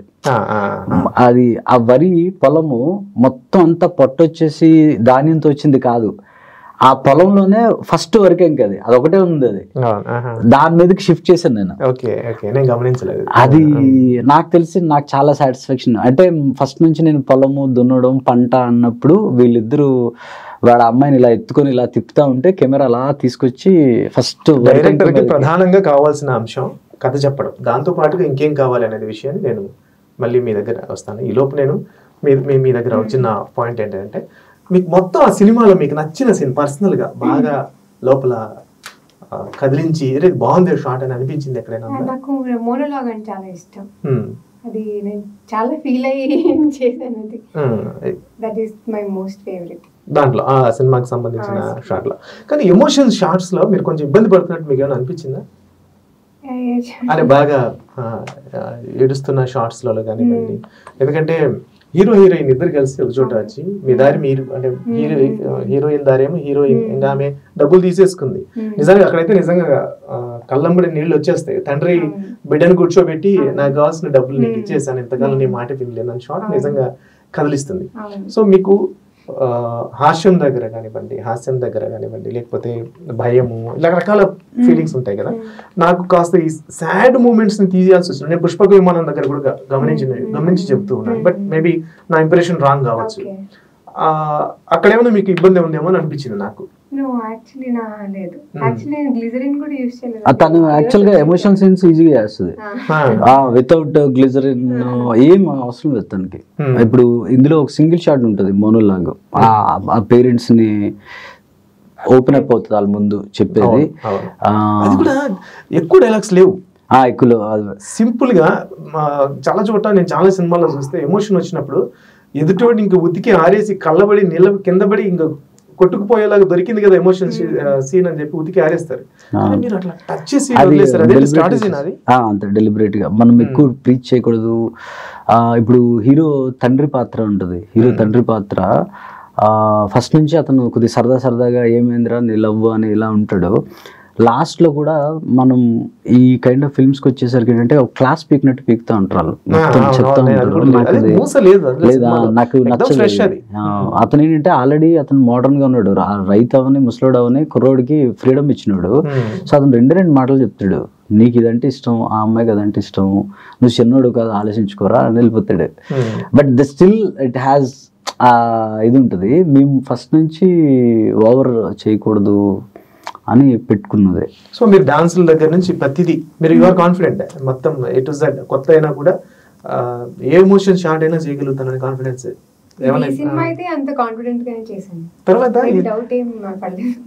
తర్వాత అతనికి ఐ లవ్ యూ చెప్పే విధానం ఉంటుంది. ఆ షార్ట్ చాలా ఎట్లా వచ్చింది ఆ థాట్ అసలు? ఎక్కడ ఇప్పుడు ఫోన్ లో ఐ లవ్ యూ చెప్పమంటే నిజానికి పల్లెటూళ్ళలో అమ్మాయిలు అలాగే ఉంటారు, క్లియర్ గా చెప్పరు ఆ సీన్ ఐడియా ఏంటంటే కన్యాకుమారిని అంటే కన్యాకుమారి క్యారెక్టర్ గురించి ఎవరైనా స్టోరీ వైజ్ కొద్దిగా డెలిబరేట్ గా చెప్తా. ఆ క్యారెక్టర్ నేను ఎలా డీల్ చేశా అంటే ఆ అమ్మాయి చిన్నప్పటి నుంచి ఒకటి అవుదాం అనుకుంది, పేరెంట్స్ ఏమో తనకు సపోర్ట్ చేయలేదు. అంటే తన లైఫ్లో తనకు నచ్చంది జరుగుతూ ఉండే ఆ ఎన్విరాన్మెంట్లో పెరిగిన అమ్మాయికి మనకి ఎలా ఉంటుందంటే మనం లోన చాలా ఫ్రస్ట్రేషన్కి లోన్ అయిపోతుంటాం. మనకు నచ్చని ఎన్విరాన్మెంట్లో మనం లివింగ్లో ఉన్నప్పుడు అది ఏదో ఒక రకంగా బయటపడతా ఉంటుంది అని. అంటే ఇప్పుడు దానికి ఏంటంటే చిరాకు అనమాట, వేరే వాళ్ళ మీద అంటే తన లైఫ్ తనకు నచ్చట్లేదు అన్నది. She will went out in another different way అనమాట. సో కన్యాకుమారి క్యారెక్టర్ని అందుకే బయట టైం తీసుకుని ఏం చేస్తాను, ఎడగలుగుతాను అంటే పక్క వాళ్ళ మీద చూపిస్తుంటుంది అది. సో అండ్ తనకు తనే నేను ఒక జాబ్ చేసుకొని ఒక ఇండివిజువల్గా అందరితో ఉండి ఒక strong women I love you చెప్పడానికి సిగ్గుపడిపోతుంది, చెప్పలేదు, ఆ ఈగోకి చెప్పలేదు అన్నది ఐడియా అనమాట. చాలా బాగుంది అసలు. అంటే అంత స్పీడ్ గా చెప్పాలి అనేది ఎవరు డైరెక్టర్ గా చెప్పారు? అదే విన్నారు మీరు ఎట్లా? లేదు క్యారెక్టర్ నుంచి వచ్చింది, క్యారెక్టర్ నుంచి వచ్చింది. ఇప్పుడు ఆడు సిగ్గుకి క్యారెక్టర్ అది ఓపెన్ గా ఒకసారి చెప్తారా మీరు? ఎక్కువ డైలాగ్స్ మీరే ఉన్నారు కాబట్టి నేను ముందు చెప్పిస్తున్నాను. 2-3 సార్లు చెప్తారు మీరు, ఇంకోసారి చెప్పమంటాడు. గడ్డలో చెప్తాడు. ఏంటది కనీసం మెల్లడిగా అర్థమయ్యేటట్టు చెప్పారు. నిజానికి అది మీరు దాంట్లో ట్రైలర్ లో కూడా కట్ చేశారు. అది ట్రైలర్ లో కూడా ఆ సినిమా ఎక్కడ ఏం పడాలో చక్కటి హాస్యము, అసలు మొహమంతా అట్లా బాధపడ్డు అలాని పూర్తిగా విపరీతంగా నవ్వేడు, ఒక మీటర్లో తీసుకెళ్లారు సినిమాని. సో నాకు అది నచ్చిన అంశం. నేను మళ్ళీ ఇందాక మిమ్మల్ని అడుగుతానని చెప్పాను కదా, ఒక డైరెక్టర్కి కొత్తగా వస్తున్న డైరెక్టర్కి అన్ని విభాగాల మీద పట్టుండాలా, లేకుంటే కథ చెప్పడం ఒకటి తెలిస్తే సరిపోతుందా? తెలిస్తే సరిపోతుంది, కానీ సినిమా మీద మీకు పట్టు ఉండదు. అప్పుడు వేరే వేరే వాళ్ళ మైండ్స్ వాళ్ళ ఐడియాలజీ కూడా సినిమాలోకి సీపిన్ అయిపోతుంది. అంటే ఇప్పుడు మీరు కొత్తగా ఒక సినిమా తీసి సొంతంగా కొత్త వాళ్ళతో మొత్తం సినిమా డీల్ చేస్తున్నప్పుడు మీకు ఎక్కడ టఫ్ అనిపిస్తుంది? సినిమాలో మేజర్ టఫ్ ఒక ఫిల్మ్ మేకర్కి ఏముంటుంది అంటే మన మైండ్లో అనుకున్నది ఒకటి ఉంటుంది, దాన్ని టెక్నీషియన్స్ ఎగ్జిక్యూట్ చేసేటప్పుడు వాడి మైండ్లో ఒకటి అనుకుంటాడు, యాక్టర్ ఎగ్జిక్యూట్ చేస్తున్నప్పుడు వాడి మైండ్లో ఒకటి అనుకుంటాడు. వీళ్ళందరూ మైండ్లో ఒక్కొక్కటి అనుకుని చివరికి ఇంకోటి క్యాప్చర్ అవుతుంది. ఇదే మేజర్ టఫ్. నా మైండ్లో ఎగ్జాక్ట్గా ఎలా అనుకున్నానో అది క్యాప్చర్ చేయడానికి వీళ్ళ మైండ్ని వీళ్ళ యొక్క పర్సనాలిటీస్ని డిక్టేట్ చేయాలి, లేదంటే బతిమాలుకోవాలి. లైక్ మనం ఇలా ముద్దు తయారు చేద్దాం అనుకున్నాం, ఇలా ముద్దు ఉంచాం అనుకోండి, టెక్నీషియన్ ఇది ఇట్లా అక్కిలిపోతాడు, యాక్టర్ ఇట్లా అక్కిలిపోతుంటాడు, సిచ్యువేషన్స్ ఇలా మళ్ళీ ఇలా అలక్కది అని మళ్ళీ దాని దగ్గర రావాలి. That is the toughest thing. అంటే మీరు డైరెక్టర్ కాబట్టి మీరు ఇలా చెప్తున్నారు. నేను టెక్నీషియన్స్తో ఎప్పుడైనా మాట్లాడితే వాళ్ళు ఏమంటారంటే ఏమీ తెలియని వాళ్ళు సినిమాల్లోకి వచ్చేస్తారండి, వాళ్ళు మాకు కరెక్ట్గా చెప్పరు, వాళ్ళకి ఏదో కావాలి, అది మాకు అర్థం కాదు, మేము కనెక్ట్ అవ్వట్లేదు వాళ్ళతో. సో మాకేం కావాలో మా భాష తెలిసిన వాళ్ళు, మా నాడి తెలిసిన వాళ్ళు డైరెక్టర్ అయితే మేము 100% ఇవ్వగలుగుతాం. ఎప్పుడైతే డైరెక్టర్ కన్ఫ్యూజన్తో ఉన్నాడో, అతని లాంగ్వేజ్ నా లాంగ్వేజ్ అర్థం కాలేదు, మీకు ఏదో షార్ట్ కావాలి, మీకు ఏదో మనసులో ఉంది, ఆ ఇంప్రెషన్ని నాకు అర్థమయ్యేటట్లు మీరు ఏ తీవ్రతతో ఆ సీన్ని మైండ్లో ఊహించుకుంటున్నారు అదే తీవ్రతతో నాకు అర్థమయ్యేలా మీరు చెప్పగలిగితేనే కదా నేను యాక్ట్ చేయగలుగుతాను. ఈ కంప్లైంట్ ఎట్లా చూస్తారు మరి? అది true. First of all director clarity ఉండాలి, వాడికి ఏం కావాలని టెక్నీషియన్కి అబ్సల్యూట్లీ అర్థమయ్యేటట్టు చెప్పాలి. చెప్పినా కూడా కొంతమంది వినరు, వాళ్ళ మైండ్ వేస్తారు. క్రియేటివ్ ప్రాసెస్ కాబట్టి ఎవ్రీబడి వాంట్స్ టు కాంట్రిబ్యూట్. అది అంటే నెగిటివ్ వే కాదు. ఇప్పుడు మనం ఒక డైలాగ్ చెప్పినప్పుడు యాక్టర్ ఏం చెప్తారంటే హీ వాంట్స్ టు కాంట్రిబ్యూట్, నేను ఇలా యాడ్ చేయనా అని అడుగుతారు. ఆ టైంకి యాడ్ చేయండి అంటాం, కానీ ఆ యాడ్ చేయడం వల్ల అది సినిమాలో ఎక్కడ డ్యామేజ్ అయిపోతుంది అన్నది కూడా మనం ఆ టైంకి తెలుసుకోలేము. So everybody will contribute in their own way. మనం ఒకలా తీస్తే ఎడిటర్ ఒకటి చెప్తాడు, అన్న ఇక్కడ ఇది కాదేమో అనిపిస్తుంది అని. అది అక్కడ తీసేస్తే నువ్వు ఒకలా స్క్రీన్ ప్లే అనుకుంటావు, ఇంకొకలా ఫిల్మ్లోకి వస్తుంది. So everybody they are on the edge, they can make or break the film అనమాట. సో ఎవరికి నచ్చింది వాళ్ళు లాక్కుంటా పీక్కుంటా వెళ్ళే కన్నా director has to be the proper person. ఎవరైతే దాన్ని కన్సీవ్ చేసాడో, who has made it, technicians has to be in line with him. వాడికి ఏం కావాలో అదే చేయాలి, దాన్ని బెటర్గా చేయాలి. ఇప్పుడు నువ్వు అనుకుంటుంది ఇదే, దీన్ని ఇలా అయితే బెటర్గా ఉంటుందా అన్నది వాళ్ళు ఇచ్చేయాలి, సపోర్టివ్గా వెళ్ళాలి తప్ప డైరెక్ట్ క్లారిటీ లేకపోతే ఆబ్వియస్లీ సంబడి విల్ టేక్ వాళ్ళ సజెషన్స్తోనే అటు ఇటుగా వెళ్తుంది. సృజన్, ఇంకొక చిన్న విషయం ఏంటంటే, మీరు ఉత్తరాంధ్ర నుంచి వచ్చారు, వెనుకబడ్డ ప్రాంతము, అద్భుతమైన సబ్జెక్ట్ మీ చేతిలో ఉంది, వ్యవసాయానికి సంబంధించిన సబ్జెక్ట్ ఉంది. అక్కడ మీకు ఉత్తరాంధ్ర వెనుకబాటుతనా అని చెప్పే అవకాశం ఉందిగా, ఎందుకని మీరు దాంట్లోకి? అంటే పర్సనల్ గా నాకు ప్రొజెక్ట్ చేయడం ఇష్టం ఉండదు. నేను చిన్నప్పుడు నాకు ఒకటి మైండ్ లో పడింది, నేను డిగ్రీ చదువుతున్నప్పుడు ఫస్ట్ టైం రాజమండ్రి వెళ్ళాను నేను కాలేజ్కి వెళ్ళి. ఆ రోజు ఫస్ట్ టైం బేసిక్గా కొద్దిగా మొహమాటంతో, ఆ చిన్నప్పుడు ఎలా ఉంటుంది ఆ kind of person. College class రూమ్లో కూర్చున్నాం, టీచర్ వచ్చాడు, ఎవరెవరు ఎక్కడి నుంచి వచ్చారో పేరు అది చెప్పండి అన్నారు. అందరూ ఒక్కొక్కరు పేరు చెప్తున్నారు. ఎవడు సో అండ్ సో, నేను చౌదరి, లేకపోతే ఎక్కడి నుంచి వచ్చావు అంటే పాలకొల్లు నుంచి వచ్చాను, ఈస్ట్ గోదావరి కాబట్టి కాదు ఇలా చెప్తారు. నా పేరు సృజన్, శ్రీకాకుళం అన్న. ఒక్కసారి నవ్వారు అందరూ. నాకు అర్థం కాలేదు, నవ్వుతున్నారు ఏంటి అని. శ్రీకాకుళం అంటే ఎందుకు నవ్వుతున్నారని నాకు అసలు తెలియదు. మనకి అప్పటి వరకు ఒక ప్లేస్ని ఒక రకంగా చూస్తారని కానీ, క్యాస్ట్ని ఒక రకంగా చూస్తారు కానీ నాకు అసలు తెలియదు. First time I felt like okay, ఒకలా చూస్తున్నారు ఆ శ్రీకాకుళం వాళ్ళని అని. నేను ఆ కాలేజీలో ఉన్నప్పుడు I use to fight, Srikakulam వాళ్ళందరినీ కొద్దిగా దీనిగా ఉండండి అని. సో నాకు ఎవరైనా నిజంగా చెప్పాలంటే నేను ఎక్కువ శ్రీకాకుళంలో లేను కూడా, నేను చాలా ఊర్లో పెరిగాను. నేను రాయలసీమకు సంబంధించిన వాడిని, మీ సినిమా నేను చూశాను, ఉత్తరాంధ్ర గురించి నాకు అవగాహన ఉంది కాబట్టి నేను ప్రశ్న వేయగలిగాను. మీకు అక్కడ స్పేస్ ఉంది, అద్భుతమైన వెపన్ మీ చేతిలో ఉంది. పైగా మీ జీవితంలో కూడా ఇలాంటి డిస్క్రిమినేషన్ నేను ఎదుర్కొన్నాను అని కూడా మీరు అంటున్నారు. మీరు దాన్ని మీరు ట్రెక్ చేయొచ్చు ఎక్కడో చోట, ఎందుకని దాన్ని? అంటే మనం సినిమా వరకు వచ్చేసరికి మన పర్సనల్ ఇంట్రెస్ట్లు కానీ మన ఇవి కానీ పెడితే సినిమా పోతుంది. నేను ఎంచుకున్న కథ ఏంటి, ఒక ఇద్దరు అమ్మాయి అబ్బాయి, వాళ్ళు ఒక రైతు, ఒక సాఫ్ట్వేర్ ఇంజనీర్. కథకి ఇబ్బంది కలగకుండా, జర్నీకి డిస్టర్బ్ అవ్వకుండా చేయొచ్చేమో, ఎక్కడైనా చేయొచ్చేమో. బట్ మన స్కోప్ తండ్రి తిరుపతికి వాళ్ళ నాన్న చెప్తున్న మాటల్లో నేను రెండోది నేనేం పిల్లని ఇవ్వడానికి వెళ్తున్నప్పుడు, అరే బాబు అసలే వ్యవసాయం ఇక్కడ లేదు, ఇదంతా వెనుకబడ్డ ప్రాంతం, దాని మీద నమ్ముకుంటే మనం ఏదో ఒక చిన్న డైలాగ్ అన్నా కూడా చేయొచ్చేమో. కానీ మరి నాకు ఆ వేలో ప్రొజెక్ట్ చేయాలనిపించలేదు. కథ బట్టే ఉంటుంది.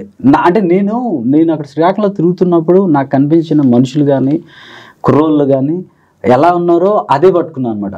నాకు ఇప్పుడు బాగా వెనకబడిన బాధలతో ఉన్నవి అవి నాకేం తారసపడలా. చక్కగా అందరూ జోకులు వేసుకుంటా సరదాగా వాళ్ళ లైఫ్ స్టైల్ అదే పట్టుకున్నాను అనమాట. ఆటో డ్రైవర్లుగా కుర్రోళ్ళు ఉంటారు, ఈ అన్ని ఆల్మోస్ట్ న్యాచురల్గా పట్టుకున్నా.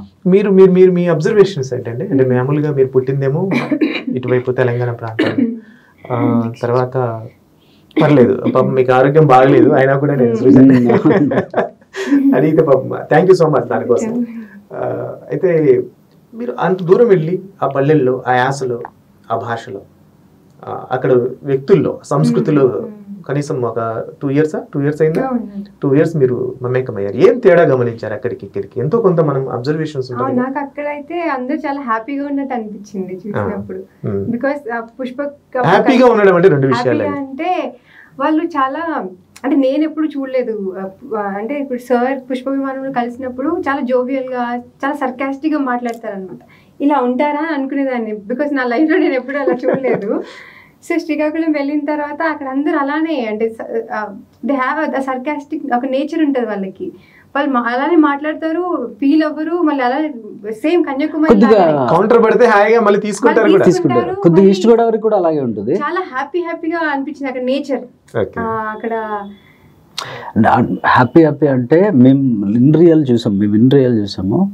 అది ఎంతమందికి తెలుసుదో, they are extremely happy when compared to crorepati.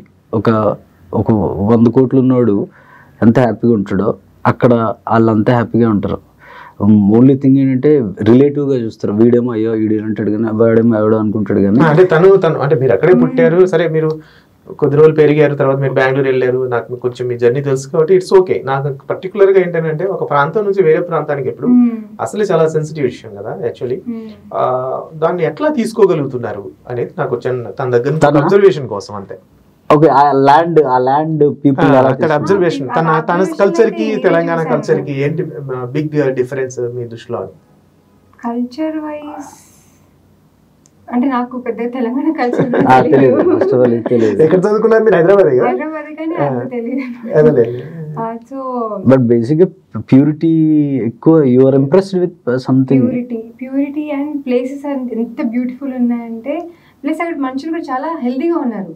I met ఆయన షూట్ చేస్తుంటే వచ్చి కూర్చొని మాట్లాడుతున్నాను. నేను బేసిక్ గా షార్ట్ గ్యాప్ లో వీళ్ళందరితో మాట్లాడేదాన్ని అనమాట. సో మీ ఏజ్ ఎంత అని అడిగాను నేను. ఆయనకి 70 years అంట. ఒక్క వైట్ హెయిర్ లేదు. నేను ఐ వాజ్ షాక్. ఇంకా ఫుల్ హెయిర్ ఉంది. 70 years కి అసలు ఇంత బ్లాక్ హెయిర్ ఉంది, ఒక్క వైట్ హెయిర్ లేదు, ఎలా అసలు ఏం తింటారు అంటే, మార్నింగ్ రైస్ తింటాం, ఆఫ్టర్నూన్ రైస్, నైట్ రైస్ తింటాం, అంతే తింటాం. అంటే అంత సింపుల్ ఫుడ్ లో దే హ్యాపీ. ఇంకేం అవసరం లేదు, ఉన్న దాంట్లో చాలా హ్యాపీగా ఉన్నారు, హెల్దీగా ఉన్నారు. నెక్స్ట్ ప్రాజెక్ట్ ఎలాంటి దాంట్లో యాక్ట్ చేస్తే బాగుంటుందని మీకు అనిపిస్తుంది? అంటే మీ 2 సినిమాల తర్వాత 3వ సినిమా ఎలా ఉంటే బాగుంటుంది? అలా ఏం లేదు, అలా ఏం అనుకోలేదు. ఏదైనా మంచి ఇంపాక్ట్ఫుల్ రోల్ అంటే ఊహకందని క్యారెక్టర్స్ చాలా వస్తుంటాయి. ఇలా ఎలా రాశారు అని అనుకుంటే, ఇప్పుడు కన్యాకుమారి కూడా అంతే, అసలు ఇలా ఎలా రాశారు, ఇంత లేయర్డ్ క్యారెక్టర్ ఎలా రాశారు అని నాకు అంటే ఊహ కూడా. విన్నాను. సో ఇలాంటి క్యారెక్టర్ ఏం లేదు, కానీ because there are so many variety of characters coming.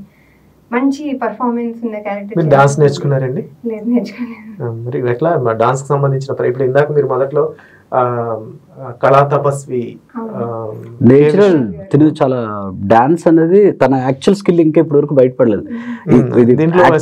Performance లో తిను ఎంత చేయగలిగిందో ఈ కన్యాకుమారిలో చూస్తారు. ఇంకా డాన్స్ చూడలేదు. షీఈ్ అ గ్రేట్ డాన్సర్ అనమాట. పుష్పకుమార్లో ఒక సాంగ్ తనే చేస్తారా? పుష్పకంలో ఒక సాంగ్ తనే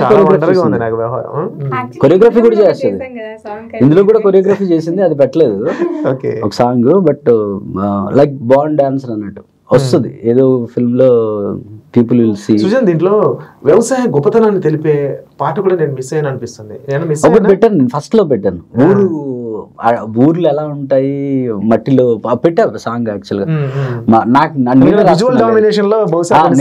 లిరిక్ లో రాసుకున్నాడు, మట్టిలోన పుట్టినారే నేలనే సాగు చేసే రైతు వీడే అని, కల్మషం లేని మనసులు, అవి వాళ్ళని డిస్క్రైబ్ చేస్తూ సాంగ్ ఉంది. బట్ ఎక్కువ ప్రీచిగా వెళ్ళకూడదు అన్నది నేను గమనించాను. అది నిజానికి ఎమోషన్ కి ఇంకా స్పేస్ ఉంది అక్కడ. ఆయన కూడా మీరు అంతటితో ఆపేశారు. ఇంకా పైగా క్యారెక్టర్స్ కూడా చాలా మెచ్యూర్డ్. బ్రదర్ క్యారెక్టర్ కూడా వెంటనే వచ్చి తను భుజం మీద చేసి సముదాయం, అది సినిమాటిక్. ఎప్పుడు మన నిజ జీవితంలో ఎప్పుడు అలా జరగదు. ఇప్పుడు నిజ జీవితంలో నాన్న ఇన్ని రోజులు మారని నాన్న ఒక రోజుకి మేబీ ఒక సిచ్యువేషన్ డ్రైవ్ చేయొచ్చు మనకి, కానీ కన్విన్సింగ్ ఉంది. నేను కూడా అట్లా రాత్రి పాత్రలో మార్పు వచ్చేస్తుంది అంటే అట్లా ఎక్కడ లేదు. బట్ ఒక్క చోట ఎలా అనిపిస్తుంది అంటే, ఈ అమ్మాయి సడన్ గా హీరోయిన్ సాఫ్ట్వేర్ అయిపోయిన తర్వాత తిరిగి వచ్చి మళ్ళీ అతను పెళ్లి చేసుకుంటుంది. అక్కడ మాత్రం కొద్దిగా సినిమాటిక్ అనిపించింది కథ కాబట్టి, అవసరం కాబట్టి. సడన్ గా మళ్ళీ అంత గొప్ప అమ్మాయిని మళ్ళీ పల్లెటూరు అతన్ని గుర్తు పెట్టుకుని మళ్ళీ వచ్చి పెళ్లి, అక్కడ కొద్దిగా కనిపిస్తుంది. బట్ ఎమోషన్ సీన్స్ లో ఎక్కడ కూడా న్యాచురల్ గానే ఉంది. అబ్బాయి యాక్ట్ చేసే వాళ్ళ తండ్రిలో వచ్చే మార్పు, అమ్మాయి వేసే డైలాగ్స్ కూడా మీరు అంటే మొదట అనుకున్నారా లేకపోతే ఎవరితో రాయించారా? డైలాగ్స్ అన్ని మీరు ఏమేమి చేశారు దీంట్లో? మొత్తానికి ఒకటేమో డైరెక్షన్, పాటలు రాశారు, పాటలు డైరెక్షన్, ఒక 2-3 సాంగ్స్ కంపోజ్ చేశాను. Almost every even camera fully involved. Camera shots గానీ ఎవ్రీథింగ్ అండి, ఒకటే కాదు ఎవ్రీథింగ్ అండి. భుజం మీద నాగలేసి దున్నినట్టు, నాగలేసుకొని వెళ్ళినట్టు వెళ్ళారు మీరు సినిమాని. ఏంటి ఇప్పుడు మీరు సాటిస్ఫైడ్ గా ఉన్నారా? నేను సాటిస్ఫైడ్, అబ్సల్యూట్లీ సాటిస్ఫైడ్. ఎంతవరకు ఇది థింగ్ ఏంటంటే ఆడియన్స్ ఎంత ఎక్కువ మంది చూస్తారు అన్నదే నాకు ఎక్కడో అంటే పబ్లిసిటీలో ఉన్నది. పబ్లిసిటీ అనే పదం కూడా కరెక్ట్ కాదు నాకు తెలిసి. ఎందుకంటే పబ్లిసిటీ మీన్స్ ఏంటి, ఉన్నది ఉన్నట్టు చెప్పడం అనేది ఒక పద్ధతి, రెండోది ఏమో ఉన్నదానికన్నా ఎక్కువ చేసి చెప్పడం రెండో పద్ధతి. కానీ ఉన్నది ఉన్నట్టు కూడా ఈ సినిమాకి సంబంధించి చెప్పుకోవట్లేదేమో అని నాకు వచ్చిన డౌట్. నేను వెళ్ళిన థియేటర్లో చూస్తే అటువైపు ఒక 4-5 ఉన్నారు, కానీ అది 4-5 కలిసి చూడాల్సిన సినిమా అయితే కాదు, అంత మించిన సినిమా అది. ఎందుకంటే ఒక్క షాట్ కూడా ఎక్కడ ఇబ్బంది కలిగించదు. మరి ఎక్కడైనా మీరు లోపం ఉంది ఏమైనా గమనించారా? ఎప్పుడైనా సర్దిద్దుకునే ప్రయత్నం చేస్తారు? సర్దిద్దుకునేది ఏం లేదు sir, it's all about money. Publicity చేయాలంటే మనీ స్పిల్ చేయాలి, అదంతా లేదు. ఆల్రెడీ చిన్న సినిమా రికవర్ అవుతామో లేదో తెలియదు, అందుకనే ఇంకా తప్పదు. అది మనం పెట్టడం వరకు థియేటర్స్ వరకు పెట్టాము, ఎంత మన చేతిలో ఎంత ఉంటుందో అంత చేసాము. బట్ అది సరిపోదు ఆడియన్స్ ని రప్పించడానికి. మా డైరెక్టర్ గారు వాళ్ళు వస్తున్నారండి, సినిమా రిలీజ్ అయినట్టు కూడా కొంతమందికి తెలియని పరిస్థితి ఉంది. మరి అలాంటప్పుడు ఇప్పుడు నేను చూసింది ఏంటంటే, ఫస్ట్ డే హైదరాబాద్ లో ఎంతమంది వెళ్ళారో నాకు తెలియదు కానీ వెరీ నెగ్లిజిబుల్. అక్కడ ఒకరు చెప్తా, ఇప్పుడు ఐ కెన్ సీ హైదరాబాద్ లో టికెట్స్ తెగుతున్నాయి, వర్డ్ ఆఫ్ మౌత్ స్ప్రెడ్ అయ్యి. ఫస్ట్ లేదు, సో వర్డ్ ఆఫ్ మౌత్ తో పాటు ప్రమోషన్స్ కొద్దిగా బాగుంటే ఖచ్చితంగా బాగా చూద్దరు. బట్ మన లిమిటేషన్స్ మనకున్నాయి. అవి ఇప్పుడు మీ దగ్గరికి వచ్చి మీరు ఇంటర్వ్యూ ఇది చేసుకోవడానికి కారణం కూడా టు టెల్ పీపుల్ దట్ చూసే నాకు నచ్చిన తర్వాత మనము మంచి సినిమా ఇంకా కొంతమంది చూస్తే బాగుంటది కదా, మీ దగ్గర నుంచి ఇంకో మంచి. నాకు ఎవరెవరో ఎక్కడి నుంచో ఫోన్ చేస్తున్నారు సార్, అలా వదిలేకండి అన్న, సినిమా గొప్ప సినిమా అన్న, ఇదే మాట, నేను ప్రతి మాట అదే వింటున్నాను నేను. బట్ మనం ఉన్నంతలో అంతే. మనం కన్క్లూజన్ ఏంటి చెప్పండి, నేను చివరిగా ముగించేస్తాను ఇంటర్వ్యూని. ఫైనల్గా మీరు ఏదైనా చెప్పాల్సి ఉంటే మీరు ఇద్దరు కూడా చెప్తారు. అయితే నా పాయింట్ ఏంటంటే, ఫైనల్గా ఎవరి దారులని వాళ్ళు, అంటే ఎవరి గోల్స్ని వాళ్ళు కాపాడుకుంటూనే ప్రేమను గెలిపించుకోవచ్చు అని చెప్పడం ఒకటేనా? ఒక సింగిల్ పాయింట్లో కథ స్టోరీని చెప్పండి అంటే నాకు ఎందుకు పెద్దగా ఏం కనబల్లా. జస్ట్ అలా అంటే కొన్ని కథల్ని ఇది అని చెప్పలేము, అదైతే వాస్తవం. ఎందుకంటే ఇది ఇప్పుడు మన పేదరాజు పెద్దమ్మ కథలో లాగా ఒక రాజు ఉన్నాడు అట్లా మనం చెప్పడానికి ఏం ఉండదు. కొన్ని కథలు ఫీల్ గుడ్ మూవీస్లో ఉన్న సమస్య అదే, కథ ఇదని చెప్పలేము. సో సింగిల్ అయినా అదేనా, దానికి మించి ఏమైనా ఉందా? మీరేమైనా చెప్పదలుచుకున్నారా?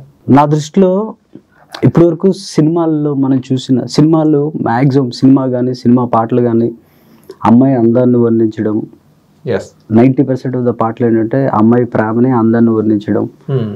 సినిమాల్లో ఉండే లవ్ స్టోరీ ఏంటంటే ఎవరినైనా ఎదిరించేసి చిట్ట చివరికి కలిసిపోవడం, ఆ ప్రేమికులు ఇద్దరు కలిసిపోవడం, ప్రేమ గెలవాలి, అదే కదా మనం చూస్తున్నాం. అన్నీ అవి చూస్తున్నాం.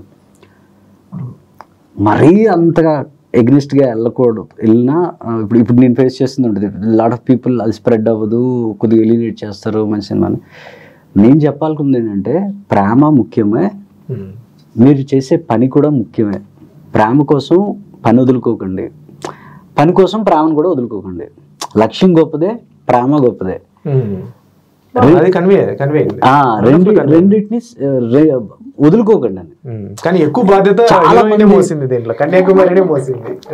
అంటే ఇట్ డిపెండ్స్. దానికి రీజన్ కూడా ఉంది. ఎందుకనంటే వాడి గోల్ ఏంటంటే, వాడు రైతుగా సెటిల్డ్ అయ్యాడు ఆల్రెడీ. అదే ఊర్లో ఆడు హ్యాపీగా వాళ్ళ నాన్నతో పాటు వ్యవసాయం చేసుకుంటూ ఉన్నాడు. ప్రేమను దక్కించుకోవడం, వాడి గోల్ పెళ్లి చేసుకోవడం. వాడికి నచ్చిన పిల్ల దొరకట్లేదు, నాకు రైతుగా పిల్ల ఇవ్వట్లేదు, ఇంతకన్నా మంచి అమ్మాయిని చేసుకోవాలి నేను, ఆడికి ఒక గోల్ ఉంది. ఒక మంచి అమ్మాయి నన్ను ఒక పర్సన్గా యాక్సెప్ట్ చేసి రావాలని. తిన్న గోల్ సాఫ్ట్వేర్ ఇంజనీర్ అయ్యి ఎక్కడ ఉంది. సో వాళ్ళిద్దరూ వాళ్ళ గోల్స్ అచీవ్ అయిపోయారు. వాడేంటంటే ఆ ఊర్లో వాడు హ్యాపీగా వ్యవసాయం చేసుకుని ఉన్నాడు, ఈ అమ్మాయి తిన గోల్ అచీవ్ అయిపోయి ఉంది. బట్ ప్రేమలో ఎవరైనా రావాలి అంటే ఈ అమ్మాయి రావాలి, ఎందుకంటే ఆడు అక్కడే ఉన్నాడు. ఈ అమ్మాయికి 2 గోల్స్ ఇచ్చారు మీరు. లేడు, ఒకటేమో సాఫ్ట్వేర్ ఇంజనీర్ కావాలి, రెండోదేమో ప్రేమని గెలిపించుకోవాలి. 2 గోల్స్ ఇచ్చారు. అయితే స్త్రీ పట్ల ఇంత అమ్మాయి అంత స్వతంత్రంగా బిహేవ్ చేసి, వాడు వచ్చి పెళ్లి చెడగొట్టేసి నాతో పడుకున్నావని కూడా డైలాగ్లో అని అంటాడు. ఆ తల్లిదండ్రులు కూడా పల్లెటూరులో ఉన్నా కూడా పెద్ద మ్యాటర్ కానట్టుగానే ఎవరు ఆ విషయానికి సంబంధించి ఎవరు నా పరువు తీస్తావా అట్లా ఎవరు బిహేవ్ చేయరు. అది నాకు అది బాగా అనిపించిన పాయింట్. రెండోది ఏంటంటే, హీరోయిన్ వెళ్ళి అక్కడ నేను ఇందాక అన్నట్టు 2 గోల్స్, ఒకటేమో సాఫ్ట్వేర్ ఇంజనీరు, తర్వాత రెండోది మొట్టమొదట మీరు తీసిన దిద్దుబాటు సినిమాలో కూడా, షార్ట్ ఫిల్మ్లో కూడా ఆ స్త్రీ ఒక చాలా టెక్నిక్తో భర్తని చెడదారి పట్టిన భర్తని సర్దిద్దుకుంటుంది. ఇందులో కూడా స్త్రీ పాత్రని ఎక్కడే కానీ గ్లామర్ కోసము లేకపోతే ఒక వల్గర్ కామెడీ కోసము ఇంకోటి ఎక్కడా లేకుండా ఆ క్యారెక్టర్ పరువుని తన పరువు కింద డైరెక్టర్ భావించి, నాకు శేఖర్ కమల సినిమాలో అలా కొద్దిగా కనిపిస్తుంది. ఎందుకంటే ఆయన స్త్రీ ఆత్మగౌరవాన్ని ఎక్కడ తగ్గించాడు. సో మీరు అట్లా స్త్రీ ఓరియంటెడ్ అంటే మీకు తెలిసి జరిగిందో తెలియదు, నాకు అది తెలియదు. పుష్పక విమానంలో కూడా ఆ షేడ్ కొంచెం లైట్గా కనిపిస్తుంది. అంటే స్త్రీల పట్ల మీకున్న అభిప్రాయం ఏంటి ఓవరాల్గా సార్? మనకు ఏముంటుంది, మన లైఫ్లో ఉన్న స్త్రీలు బట్టే ఉంటుంది, మన చుట్టుపక్కల ఉన్న అంటే మూసలో మిగతా వాళ్ళ కాకుండా మీరు నాకు నిండుదనాన్ని లేకపోతే ఒక ఆత్మగౌరవాన్ని ఒక డైరెక్టర్ గా నాకు బేసిక్గా రాసుకోవడానికి కారణం ఏంటి? కారణం ఒకటే సార్, నేను స్క్రీన్ మీద చూసేటప్పుడు ఎస్పెషల్లీ హీరోయిన్స్ని ఎంటర్ అయినప్పుడు పార్ట్స్గా కెమెరా వెళ్తూ ఉంటుంది. టైస్ అదంతా డబ్బు కదా. నాకు అది నేను చూసినప్పుడు ఒకసారి ఒక ఉమెన్ని అడ్డంగా ముక్కలుగా కోస్తూ పార్ట్స్ ఎలివేట్ చేస్తూ కెమెరాతో క్యాప్చర్ చేస్తున్నాను. I should never do this అని నేను పెట్టుకున్నా.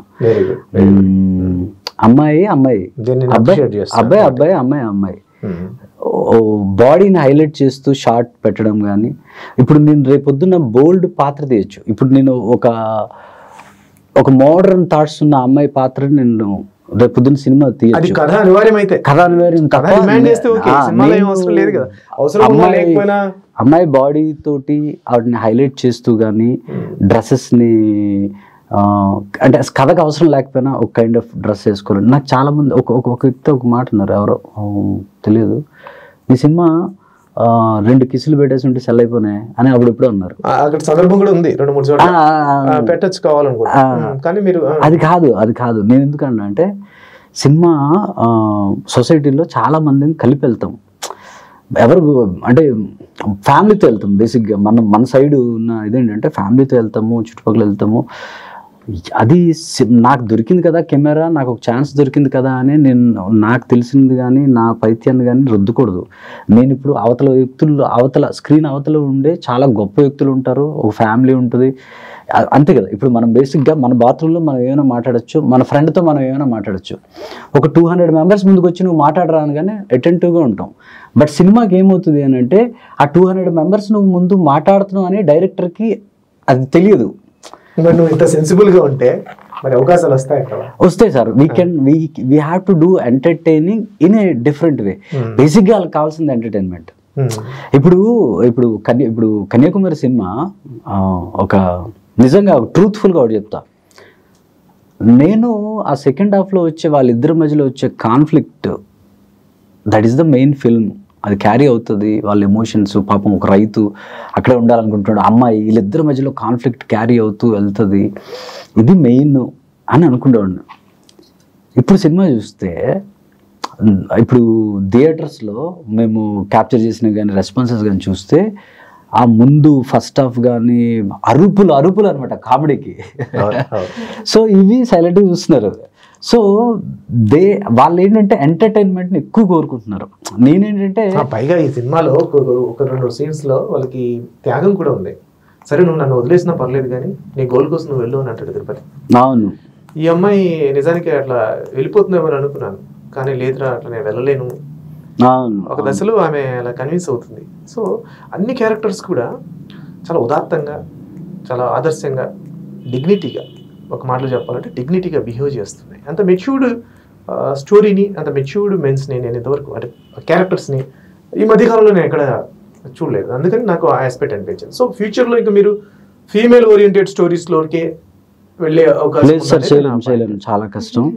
ఈ అమ్మాయి కనుక ఈ సినిమా చేశాను కానీ నాకు తెలిసి ఉమెన్ నెక్స్ట్ జోనర్ ఏంటి మీరు ఏమనుకుంటున్నారు? నెక్స్ట్ ఒక డ్రామా సార్, ఎమోషనల్ డ్రామా.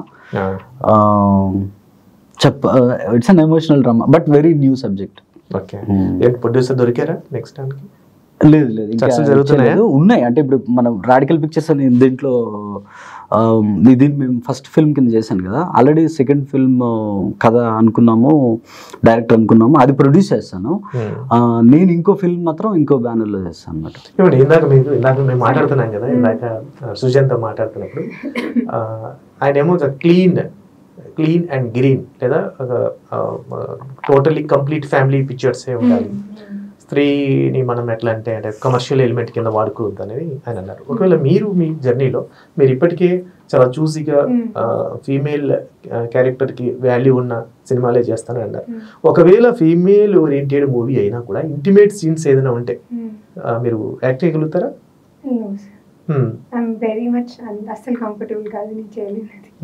ఒకవేళ ఫీమేల్ క్యారెక్టర్ అయింది కూడా చేయాల్సి వచ్చిన ఐ డోంట్ థింక్, అంటే నాకు అంత పెద్ద నాలెడ్జ్ లేదు కానీ సినిమాలు చూసినప్పుడు అవసరం ఉండదని అనిపిస్తుంది అనమాట.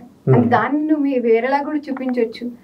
దర్ ఇస్ నో నీడ్ అంత ఇంటిమేట్ చేయాల్సిన అవసరం అయితే ఉండదని నాకు అనిపిస్తుంది. ఇందాక అన్నాను కదా మీకు ఆల్ అబౌట్ ఓన్లీ మనీ అని చెప్తున్నాను. డబ్బు సంపాదించడానికి ఏదైతే అమ్ముడవుతుందో అది చూపించే పద్ధతి. సో ఇప్పటికైతే చాలా క్లీన్ గా గ్రీన్ గా ఉన్నారు మీరు, what ever it maybe. But personal గా కూడా అప్రిషియేట్ చేస్తున్నాను. సినిమా చూడడానికి వెళ్ళాను. యాక్చువల్లీ నేను సినిమా చూడలేదు, బయట ఉన్నాను. ఎవరో గుర్తుపట్టి వచ్చాను నా దగ్గరకు వచ్చి, సినిమా చాలా బాగుందండి, నాకు ఒక్కటి అర్థం కావట్లేదు, అసలు హీరో మీ మధ్య అసలు ఏం జరగదు కానీ మీ మధ్య కెమిస్ట్రీ ఎంత బ్యూటిఫుల్ గా అసలు ఎలా వర్కౌట్ అయింది సార్, అసలు ఎలా రాస్తే నాకు అసలు అర్థం కావట్లేదు.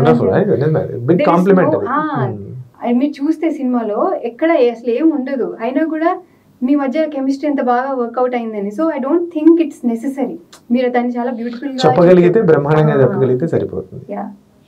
యా, బాగుంది. Thank you so much. ప్రత్యేకంగా మీకు మంచి ఫ్యూచర్ ఉంది, పైగా మంచి మంచి అవకాశాలు రావాలి మనస్ఫూర్తిగా కోరుకుంటాను. సుజన్, యాజ్ ఎ ఫ్రెండ్ గా నీ పట్ల ఎప్పుడు నాకు ప్రేమ అభిమానం ఉంటుంది. ఇట్లాగే మంచి మంచి సినిమాలు తీయండి. తర్వాత మీకు బెటర్ అంటే ఫ్యూచర్లో మీరు తీసే సినిమాలకు కూడా ఎప్పుడే నేను బెస్ట్ ఆఫ్ లక్ చెప్తున్నాను. మళ్ళీ మీరు ఒక మంచి కాంబినేషన్ లో, బహుశా మళ్ళీ మీకు ఏదైనా సినిమా ఉందా ఏమో చెప్పలేము. గ్యాప్ అయితే. సో ఆల్ ది బెస్ట్ అండి. Thank you so much. స్టూడియోకి వచ్చి థ్యాంక్ యూ.